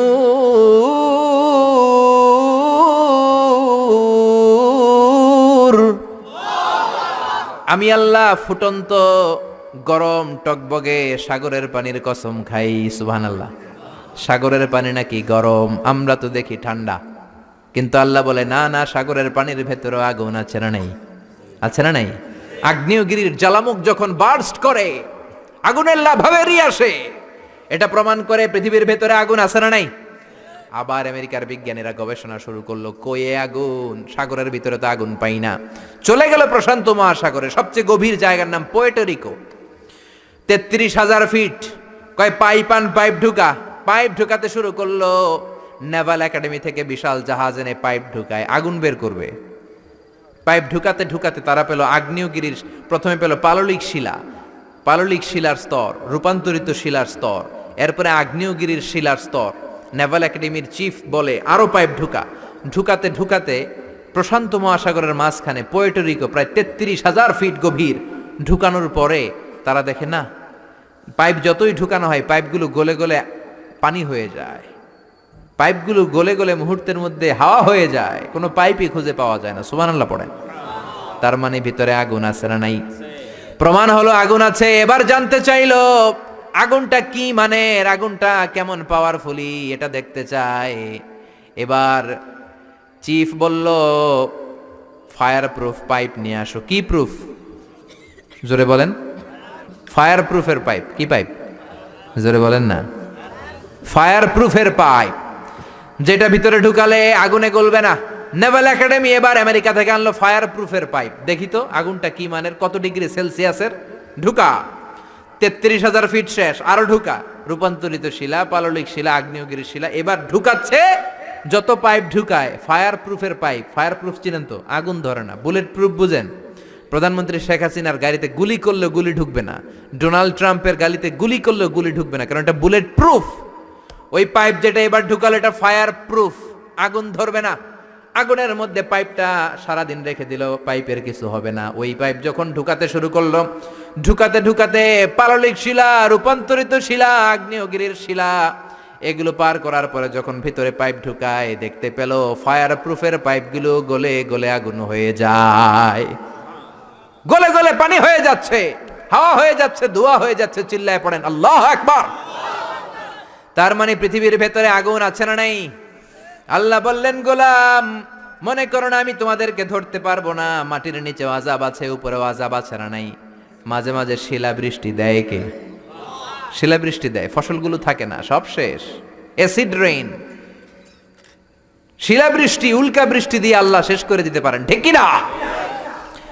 এরপরে আল্লাহ বললেন, গোলাম পাখির দিকে তাকাও। কোন দিকে তাকাবেন? যারা আল্লাহরে খুঁজে পায় না তাদেরকে বলবেন পাখির দিকে তাকাও। কোন দিকে তাকাও? আওয়ালাম ইয়ারাউ ইলাত তায়রি ফাওকাহুম সাফাতিন ওয়া ইয়াকবিদ মা ইউমসিকুহুন্না ইল্লার রহমান ইন্নাহু বিকুল্লি শাইইন বাসীর। নাস্তিকগুলো কি আমার পাখিগুলোর দিকে তাকায় না? সুবহানাল্লাহ। এই যে পাখিগুলো থাকে ফাওকাহুম সাফাতিন, পাখিগুলো কেমনে ডানা মেলে উড়ে বেড়ায়, এভাবে উড়ে না? দেখছেন? আবার নামার সময় ডানা গোটায়, ডানা ঝাপটায়, কেমন করে পাখিগুলো উড়ে। শূন্যের মধ্যে পাখিগুলো কেমন করে উড়ন্ত থাকে। এই পাখিগুলোরে শূন্যে ধরে রাখলো কে? আল্লাহ ধরে রেখেছে। কেউ ওদেরকে শিখায় নাই, শিখিয়েছে আল্লাহ। হাঁসের বাচ্চাগুলো জন্মের পরে পানিতে নেমে যায়, সাঁতার কাটতে শুরু করে দেয়, পা নাড়ায়, পাখা নাড়ায়। কে হাঁসের বাচ্চারে শিখালো যে এমনি সাঁতার কাটবি? কে শিখাইছে? গাভীর পেট থেকে বাছুর বের হয়, দাঁড়ানোর পরেই মায়ের ওই গাভীর ওলানের মধ্যে ঢু মারে কি মারে না? কে ওরে বললো এদিকে গুতা মারলেই তোর রিজিক বের হবে? সুবহানাল্লাহ কইবেন না? আল্লাহ বললেন পাখির দিকে তাকাও। আওয়ালাম ইয়ারাউ ইলাত তায়র, কারণ পাখির মধ্যে নিদর্শন আছে না নাই? পাখি নিয়ে গবেষণা করলে পাখির রব আল্লাহরে খুঁজে পাওয়া যাবে, ঠিক কি না? এজন্য কোরআনের অনেক জায়গায় আল্লাহ পাখির কথা বললেন, ওয়া আরসালা আলাইহিম তায়রান আবাবিল। আবার কাবা ভাঙতে এলে পাঠাও আবাবিল। দাও খোদা দাও আমায় আবার উমার দারাজ দিল। সুবহানাল্লাহ বলেন। আবাবিল পাখি দিয়ে আল্লাহ আব্রাহারে শেষ করলেন, ঠিক কি না? এরপর সাইয়েদনা সুলাইমান আলাইহিস সালামের একটা পাখি ছিল, নাম কি? হুদহুদ। ওয়া তাফাক্কাদাত তায়রা ফাকালা মালি লা আরাল হুদহুদ। পাখি কই? ওইটার জুমিং পাওয়ার এত বেশি ছিল পাখিটার চোখে। সাইয়েদনা সুলাইমানের সিংহাসনও চড়তো, পাখিটাও চড়তো। আর কত হাজার ফিট নিচে সুমিষ্ট পানি আছে, এত উপর থেকে ওটা দেখে দেখে বলে দিতে পারতো কোন সুবহানাল্লাহ। আবার জান্নাতে যখন যাবেন আপনাদেরকে ভুনা পাখির গোশত খাওয়াবে কে? খাইবেন? খাইবেন না? ওয়ালাহামি তাইরিম মিম্মা ইয়াশতাহুন, এমন চমৎকার পাখির ভুনা গোশত আল্লাহ খাওয়াবে, তোমাদের আত্মা ঠান্ডা হয়ে যাবে। সুবহানাল্লাহ। পাখির ভুনা গোশত দুনিয়াতে খাইছেন? দুনিয়ার ভুনা গোশতের মতো নাকি জান্নাতের ভুনা? ওই যে ভুনা গোশতের কথা শুনে জিহ্বায় পানি আসছে অনেকের। কত পাখির কথা আল্লাহ কোরআনে বললেন। আল্লাহ বললেন আওয়ালাম ইয়ারাউ ইলা তাইর, don't they see to the birds, পাখির দিকে কি তারা তাকায় না কি করে পাখিগুলো উড়ে? পাখির মধ্যে তো আমি নিদর্শন রেখেছি। এই পৃথিবীর সবচেয়ে ছোট্ট পাখিটার নাম হচ্ছে হামিং বার্ড, নাম শুনছেন? নর্থ আমেরিকাতে পাওয়া যায়। এটা যখন প্রাপ্তবয়স্ক হয় তখনই এটার সাইজ হয় মাত্র 3 ইঞ্চি। কয় ইঞ্চি? 3 ইঞ্চি। পৃথিবীর সবচেয়ে ছোট পাখি, পৃথিবীর সবচেয়ে ছোট পাখি। পৃথিবীর সব পাখিগুলো সামনের দিকে উড়ে, এই পাখি সামনে উড়ে, এট দ্য সেম টাইম পেছনে উড়ে। কোন পাখি এমনি উঠতেছে আবার পিছনে উঠতে দেখছেন? এই হামিং বার্ড সামনে উড়ে পেছনে উড়ে। এই পাখিটা প্রতি সেকেন্ডে ডানা ঝাপটায় 80 বার। কয়বার? আপনি কয়বার হাত নাড়াইতে পারবেন এক সেকেন্ডে? হ্যাঁ, জোরে মারলে তো 5টা, কিন্তু এই পাখি মারে 80টা। সুবহানাল্লাহ পড়েন। এরকম হাজার হাজার পাখি বানিয়েছে কে? আলপিন সুইফট, সাউথ ইউরোপে একটা পাখি আছে। এই পাখিটা শূন্যে উড়ন্ত অবস্থায় থাকে টানা 8 মাস। কয় মাস? 8 মাস। 8 মাসে মেঘের আপ থেকে পানি খায়, পোকামাকড় ধরে খায়, উড়ন্ত অবস্থায় মলত্যাগ করে 8 মাসে একবার নেমে আবার উড়াল দিলে আবার 8 মাস। সুবহানাল্লাহ কইবেন না? আছে হোমা বার্ড, জিওগ্রাফিক্যাল চ্যানেল দেখে না, এগুলো দেখলে কপাল ঘষে ঘষে সেজদা দিতে মন চাইবে কারে? এই হোমা বার্ড উড়ন্ত অবস্থায় ডিম পাড়ে। ওই ডিম জামিনে পড়ার আগেই শূন্যে থাকতেই ফুটে বাচ্চা বের হয়ে ওই বাচ্চাও উড়াল দিতে শুরু করে দেয়। এখন সুবহানাল্লাহ। এজন্য আল্লাহ বললেন আওয়ালাম ইয়ারাউ ইলা তাইরি ফাওকাহুম সাফাতিন ওয়া ইয়াকবিদ মা ইউমসিকুহুন্না ইল্লার রহমান ইন্নাহু বিকুল্লি শাইইন বাসীর। ওরা কি পাখির দিকে তাকায় না? কত ধরনের পাখি আমি তৈরি করে রেখেছি। Birds and aeroplane maintain the same flying mechanism when they fly. পাখি যেমনে উড়ে বিমানও তেমনি উড়ে। পাখির উপর গবেষণা করে 2 জন ইহুদি লোক বিমান বানিয়েছে, উইলবার রাইট, অরভিল রাইট, 1903 সালে, আমেরিকান নাগরিক। পাখি নিয়ে গবেষণা করে। আমগো সময় নাই, আমরা তো ও শেফালি জর্দা মেশালি, তোকে দেখে গাই রিমিক্স কাওয়ালি, আছে না নাই? আমরা দুম্মা চলে দুম। আমরা ক্রিকেট খেলা দেখি, ছোট্ট একটা বল, এই বলের পিছনে সবাই ছুটি, আর ইহুদিরা গোটা পৃথিবীটারে বল বানিয়ে ওইটা নিয়ে খেলে। ঠিক কি না? পাখি আর বিমান একরকম চলে। এটা আবিষ্কার করলে 2 ভাই, পাখি নিয়ে গবেষণা করলো 2 ভাই। যেই কোরআনে আল্লাহ পাখির কথা বললেন আমরা করতে পারি নাই, করছে ওই 2 ভাই। আমরা মদ আর নারী নিয়ে ব্যস্ত, ঠিক কিনা? ওই 2 ভাই গবেষণা শুরু করলো, পাহাড়ে শুয়ে শুয়ে পাখির ছবি আঁকে, পাখিটা কেমনে টেক অফ করে, কেমনে ফ্লাই করে, কেমনে ল্যান্ড করে। গবেষণা শুরু হয়ে গেল, করতে করতে বানিয়ে ফেললো প্লেন। সেম, পাখি যেমনে উড়ে বিমানও তেমনে উড়ে, বানিয়ে ফেললো। কিন্তু এখনকার বিমানের মতো না, ঢাকনা নাই, কিচ্ছু নাই, ইঞ্জিন একটা নিয়ে উড়ে আবার ধপাস করে পড়ে, ওরে আবার ধপাস করে পড়ে, আবার উড়ে আবার ধপাস করে পড়ে। হঠাৎ এমন একটা বিমান বানালো, এটা আর পড়ে না, খালি উড়ে। সুবহানাল্লাহ। এতদিন মানুষের স্বপ্ন ছিল হায় রে পাখি উড়ে, আমরাও যদি উঠতে পারতাম। এবার মানুষের স্বপ্ন পূরণ হলো, মানুষও এখন উড়ে। আজকে আমি নিজে উঠছি, ঠিক কি না? আপনারা যখন হজে যাবেন আপনারাও উড়বেন। তারা আমেরিকা থেকে চলে গেল ফ্রান্সে। আমেরিকায় এই বিমানের খাওয়া নাই, তখন আমেরিকা অনেক গরিব ছিল। ফ্রান্সের এক প্রিন্স অনেক টাকা ডোনেট করলো, তারা প্রথম কমার্শিয়াল প্লেন ফ্রান্সের এক সিটি থেকে আরেক সিটিতে নামালো। শুরু হলো মানুষের উড়ার স্বপ্ন। এরপরে মানুষ বিমান বানায়, ফাইটার জেট বানায়, ড্রোন হামলা করে, মিসাইল হামলা করে, পাইলট ছাড়া রোবট দিয়ে বিমান চালায়, বোম সুপারসনিক বানায়।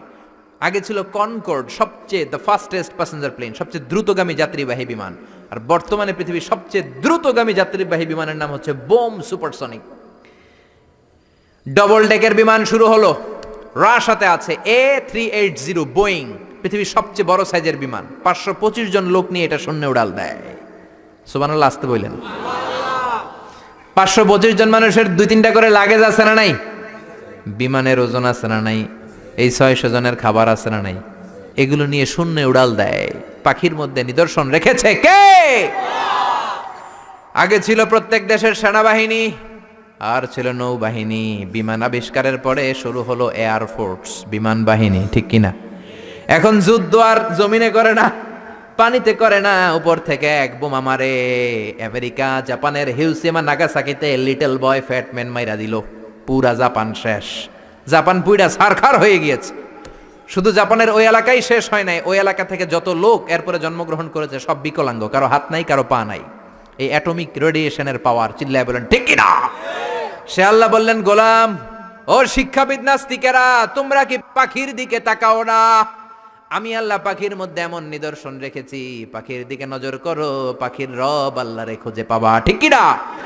এরপর সূরাটা আল্লাহ শেষ করলেন, কুল আরাআইতুম ইন আসবাহা মাউকুম গাওরান ফামান ইয়াতিকুম বিমাইম মাইন। বলো দেখি, সবে শুকাইয়া যদি যায় এই পৃথিবীর পানি, তাহলে হেথায় তটনির ধারা কে দিবে সবারে আনি। একদিন যদি টিউবওয়েল চাপার পরে পানি না পাও, মোটর ছাড়ার পরে দেখো পানি বেরোয় না, টিউবওয়েল চাপতেছো পানি নামে না, তুমি করে পানি দিব কে? ডোনাল্ড ট্রাম্প নাকি? নাকি আপনাকে এমপি দিতে পারবে? পানির মালিক কে? এজন্য পানি কার কাছে চাবেন?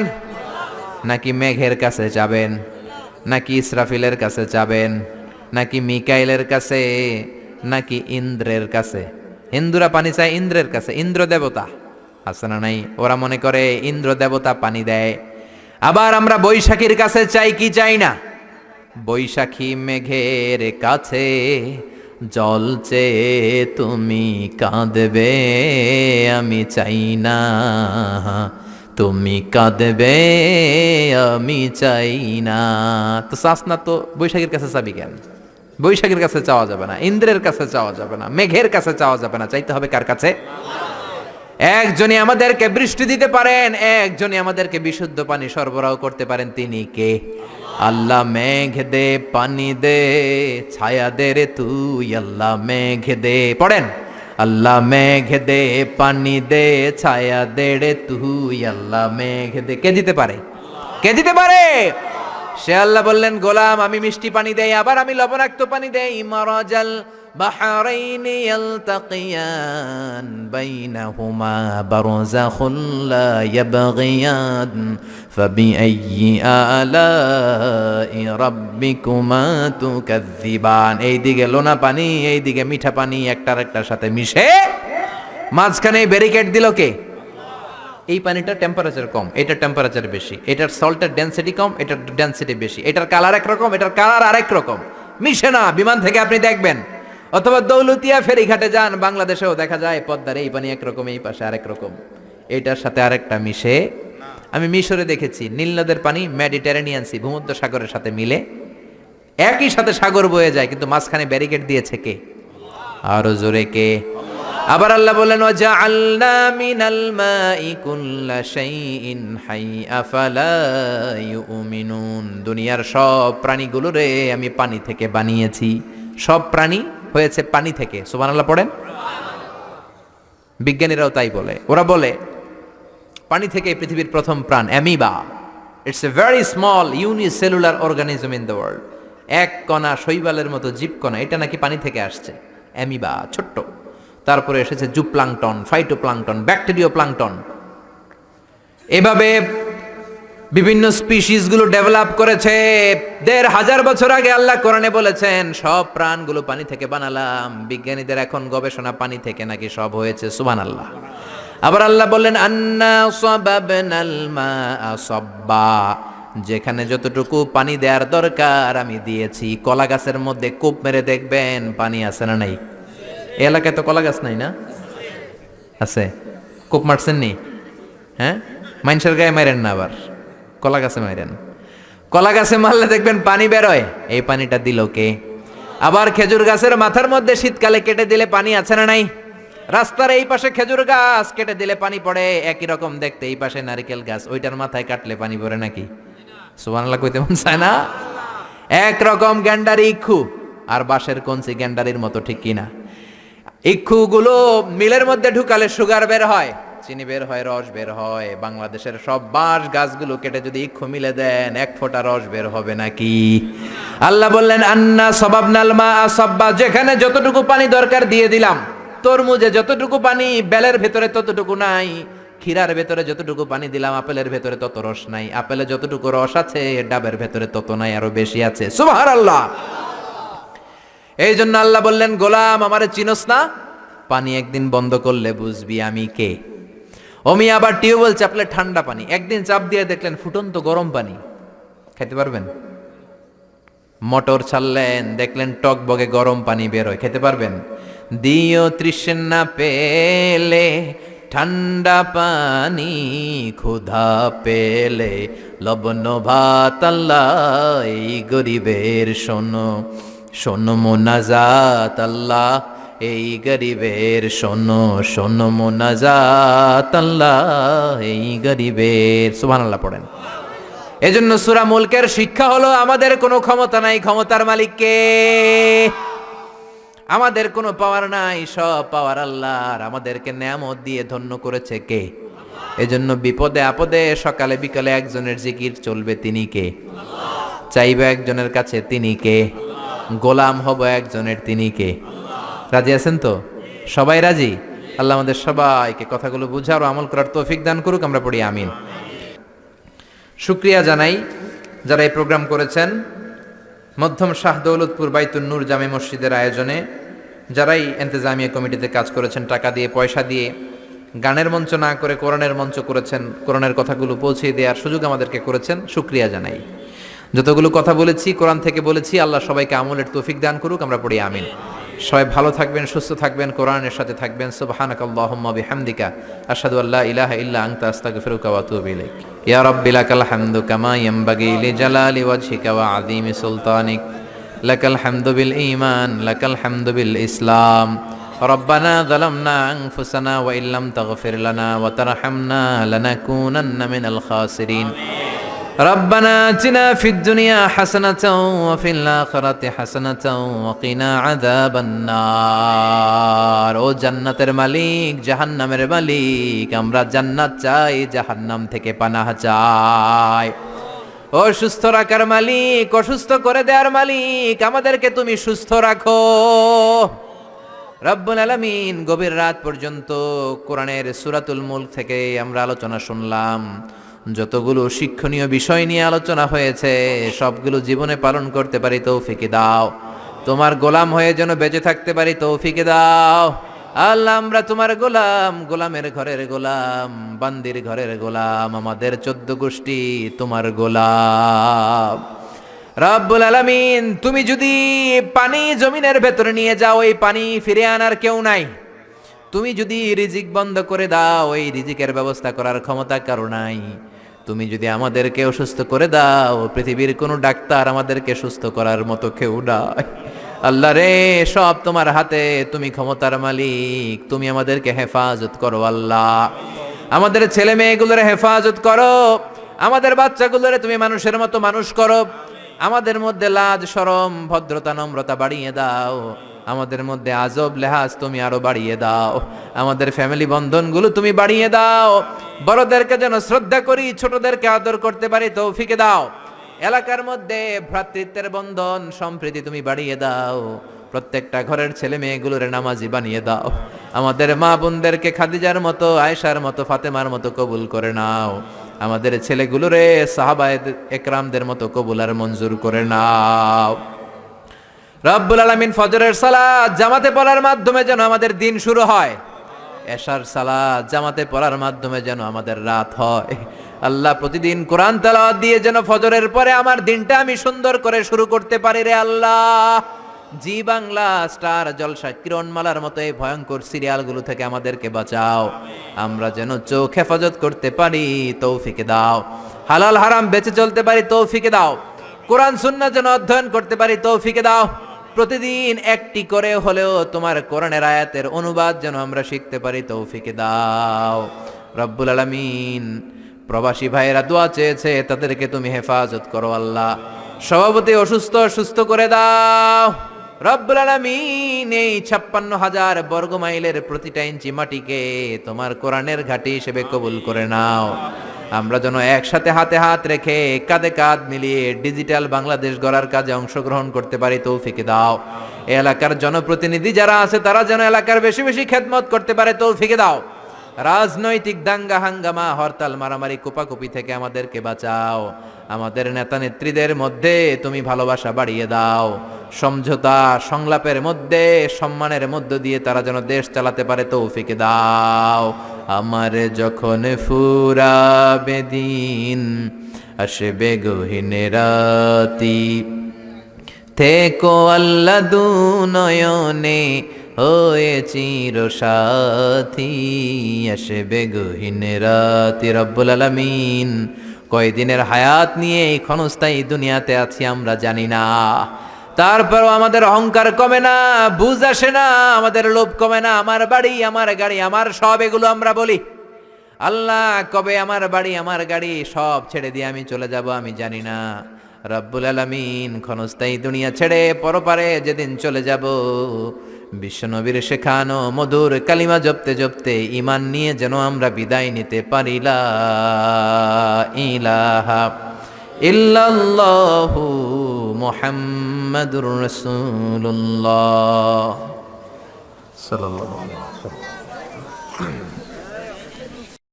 নিয়মিত ইউটিউব ভিডিও দেখতে সাবস্ক্রাইব করুন। নতুন নতুন ভিডিও পেতে ঘন্টা বাটনটি চাপুন।